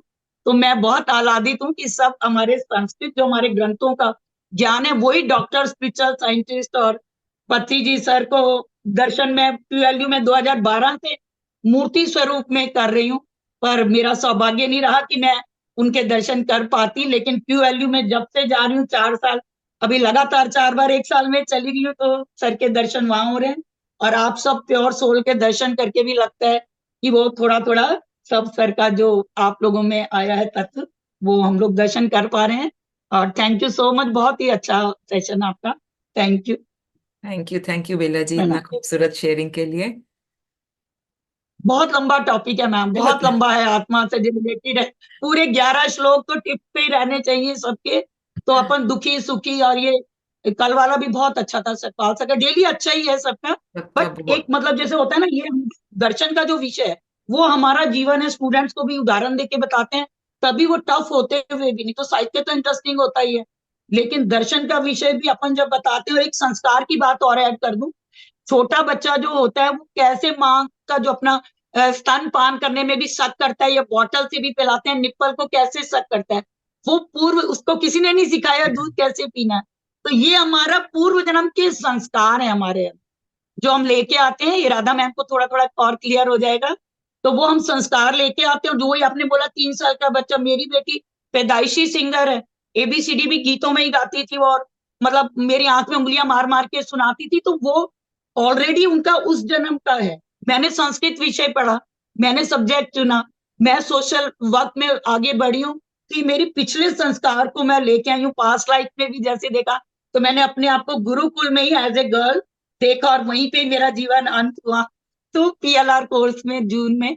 तो ये हमारे संस्कार हम लेके आते हैं। लेकिन दर्शन में हम लोग बच्चे का उदाहरण देते हैं, न्यू बॉर्न जो है वो बेबी जो है, उसको किसी ने नहीं सिखाया, बट फिर भी वो दूध तो सक करता है ना, निप्पल से भी करता है, पानी भी पीता है बॉटल से, मदर का तो है ही अमृत जो वो पान करता है कैसे। तो ये पूर्व जन्म के संस्कार हम लोग लेके ही आते हैं, और आज का भी जो अनुभव है वो कल भी जो होगा वो कल स्मृति होगी, वो संस्कार रूप में ही अंदर रहेगा, जो हम याद रखेंगे आपका लेक्चर, पूरा सेशन जो सबका अनुभव है। Thank you so much. एक मनीषा जी को भी ले लेते हैं, फिर सेशन एंड करेंगे। Thank you so much Bela ma'am, बहुत अच्छे ढंग से आपने एक्सप्लेन किया। थैंक यू मैम, आपका सेशन बहुत अच्छा रहा और बहुत मोटिवेट होती हूँ मैं। और मैं ये क्वेश्चन चाहती हूँ, जैसे मैं तो फर्स्ट टाइम ही कर रही हूँ मेडिटेशन अभी, ये ऑलमोस्ट अभी 9 से मैंने शुरू किया था, 20 से स्टार्टिंग से मैंने नई ज्वाइन किया था। जैसे मैं कभी करती हूँ तो कभी कभी मुझे ऐसे लगता है जैसे लाइट आ रही है, जैसे आंखें बंद होती है, फिर मैं घबराहट से आंखें खुल जाती है मेरी। मतलब ये क्या है, मतलब समझ में नहीं आता कि एकदम से ऐसे लगता है जैसे कितना उजाला हो गया आंखों बंद आंखों में, फिर मुझे लगता है घबराहट जाती हूँ, फिर आंखें खुल जाती है मेरी। नहीं, क्या आप हो रहा है? घबराइए मत, ये तो बहुत खूबसूरत अनुभव है। और अगर घबराहट होती है, आपको वो नहीं देखना है ना, तो मैं तो हमेशा कहती हूँ ध्यान में बैठने से पहले मास्टर्स को रिक्वेस्ट करके बैठिए कि मुझे इससे डर लगता है, मुझे ऐसा अनुभव मत दीजिए, मुझे कोई दूसरा खूबसूरत अनुभव दीजिए जो मैं समझ भी सकूं। मतलब ऐसे ही एक दो बार तो ऐसे हुआ कि मैं ना रोने लग गई अपने आप को, मुझे समझ में नहीं आया कि मैं रोई क्यों, आंखों से वो आंसू बह वो रहे हैं। एनर्जी रिलीज होती है आप में, कोई कुछ स्टकनेस, कहीं कुछ दबा पड़ा होता है ना, तो कभी रोने से निकलता है। हम शुरू शुरू में हमें भी बहुत बार ऐसे बिना मतलब ना बैठे बैठे आंसू टक टक टक टक, तो ये फिर हमने जाना कि ये एक तरह से एनर्जी रिलीज होती है, तो इसमें घबराना नहीं है। थैंक यू बोलो डिवाइन गॉड को, एनर्जीज को, कि अच्छा है कि आप मेरा प्यूरिफिकेशन कर रहे हैं। तो ये सब बहुत खूबसूरत है। देखिए ध्यान में एक बात सब जान लीजिए, कुछ गलत नहीं होता है कभी, कभी वहम, कोई डर नहीं रखना है। नहीं, चेंजेस तो मुझे आते हैं अपने अंदर, जैसे पॉजिटिवनेस आ रही, धीरे धीरे थोड़ा शांत होती जा रही हूँ, ये लगता है मुझे से। और जैसे ना एक बार ऐसा अनुभव हुआ मेरा, जैसे मुझे तिरुपति बालाजी दिख के, मतलब मैं ना शादी के बाद गई थी, 12 साल हो गए, जी 13 साल ही हो गया मुझे गए हुए। तो हम ना जैसे बेबी प्लान करने में दिक्कत हो रही थी, तो हमने ऐसे ही, मेरे हस्बैंड ने मैंने बोला था कि जब हमारे बच्चे होंगे तो वो लेके आएंगे। उसके बाद मेरी ट्विंस बेटियां हुई, वो 12 साल की हो गई। अभी तक हम गए नहीं, पता नहीं वो मेडिटेशन में क्या हुआ, जैसे उन्होंने कॉल किया कि तुम तो बोल के गई और तुम आई नहीं इतने टाइम से, मतलब पता नहीं। तो अरे वो मेरा वहम था या मन का, मुझे कुछ समझ में नहीं आया कि क्या था वो। नहीं, वो डिवाइन मास्टर की कॉलिंग भी हो सकती है, क्योंकि अभी हमने जाना ना कि बाद में आपको ध्यान में मास्टर्स आकर भी गाइड करते हैं, कुछ निर्देश देते हैं। तो ये हो सकता है उनका सिग्नल है कि आप आए एक बार उनके वहां दर्शन करने, उस एनर्जी, उस ऑरा में आने के लिए। हाँ हाँ, थैंक यू सो मच। यही पूछना चाहती, थैंक यू सो मच, आपसे बात करके बहुत अच्छा लगा और आपने बहुत अच्छा नॉलेज दिया, thank you so much. Thank you. ठीक है नम्रता जी, अब समय भी हो गया। रमेश सर हैंड रेज कर रहे हैं, अच्छा, उनका भी एक क्वेश्चन ले लेते हैं। ठीक है जी, रमेश जी। नमस्कार मैडम। नमस्ते। आज का जो सेशन था बहुत अच्छा लगा। मतलब बहुत ही मतलब दिल को बहुत खुशी हुई। और ये जो मैगजीन जो आप ये बुक्स का नाम बता रहे हो, क्या ये हिंदी मीडियम में मिल जाएगा? जी सर, हिंदी में है। सर ने तेलुगु में या उस साउथ इंडियन लैंग्वेज में भी लिखा है, पर इसका हिंदी संस्करण भी है। तो इसको ये कैसे मिलेगा? इसका डाक के थ्रू आएगा हमारे पास कि किसी बुक स्टॉल पे मिलेगा? कुछ इस तरह के गाइडेंस देंगे आप? बुक स्टॉल पे तो खैर मैं कह नहीं सकती, लेकिन बीएम पब्लिकेशन करके है जो ये पीएसएसएम की किताबें छापता है, शायद वहां हमें ये मिल जाएगी। ये दिल्ली में है क्या? ये ना मैं आपको पता करके बताऊंगी, कि मुझे नहीं मालूम है वो कि कहाँ पर है। Please please. और आज के सेशन के अंदर जो आपने जो सेशन दिया है बहुत अच्छा लगा। मतलब अभी तक ये महसूस हुआ कि अभी तक हमने कुछ किया ही नहीं है, मैंने कुछ किया ही नहीं इसके बारे में। तो इस चीज का मेरे को बड़ा रिग्रेट भी फील हो रहा है कि अभी तक मैंने कुछ किया ही नहीं, मैंने अपने आप का कोई मतलब आगे मैंने कोई प्रगति की ही नहीं इस लाइन के बारे में। अरे इस रिग्रेट नहीं करना है। आप अपने आप को धन्यवाद दीजिए ना कि आप इस लाइन में हैं, हम जान गए ये बात। तो अब तो आपके हाथ में है ना कि आपको कहाँ तक जाना है, कितनी जर्नी बाकी है। तो वो इसी लाइफ स्पैन में, इसी उसमें हम पूरी कर सकते हैं, इतनी काबिलियत हमें है, ये हमें पत्री सर ने बता दिया है। और कई उदाहरण, मैंने जैसे मिलरप्पा जी की कहा, तो आप मिलरप्पा की स्टोरी यूट्यूब पे या गूगल पर सर्च करिए, वाकई आपको बहुत मजा आएगा पढ़ करके कि कैसे इसी एक ही जन्म को हम अपना आखिरी जन्म बना सकते हैं। ठीक है मैम, बहुत बहुत धन्यवाद। बहुत बहुत धन्यवाद। कोटि कोटि प्रणाम। अरे थैंक यू सर। सर पत्री सर को धन्यवाद, ये सब उनका ज्ञान है, हम तो सिर्फ एक होता है ना माध्यम बन रहे हैं कि इसको सब तक पहुंचाने के लिए। तो पितामह पत्री जी का बहुत बहुत धन्यवाद, ये ज्ञान और ध्यान हम सबके जीवन में लाने के लिए। Thank you so much sir, and thank you so much ma'am, आपने अपना कीमती समय दिया और इतना अच्छा ज्ञान हमारे साथ में साझा किया, इसके लिए आपको कोटि कोटि धन्यवाद। Thank you thank you so much. Namrata ji. शुभ रात्रि। Thank you.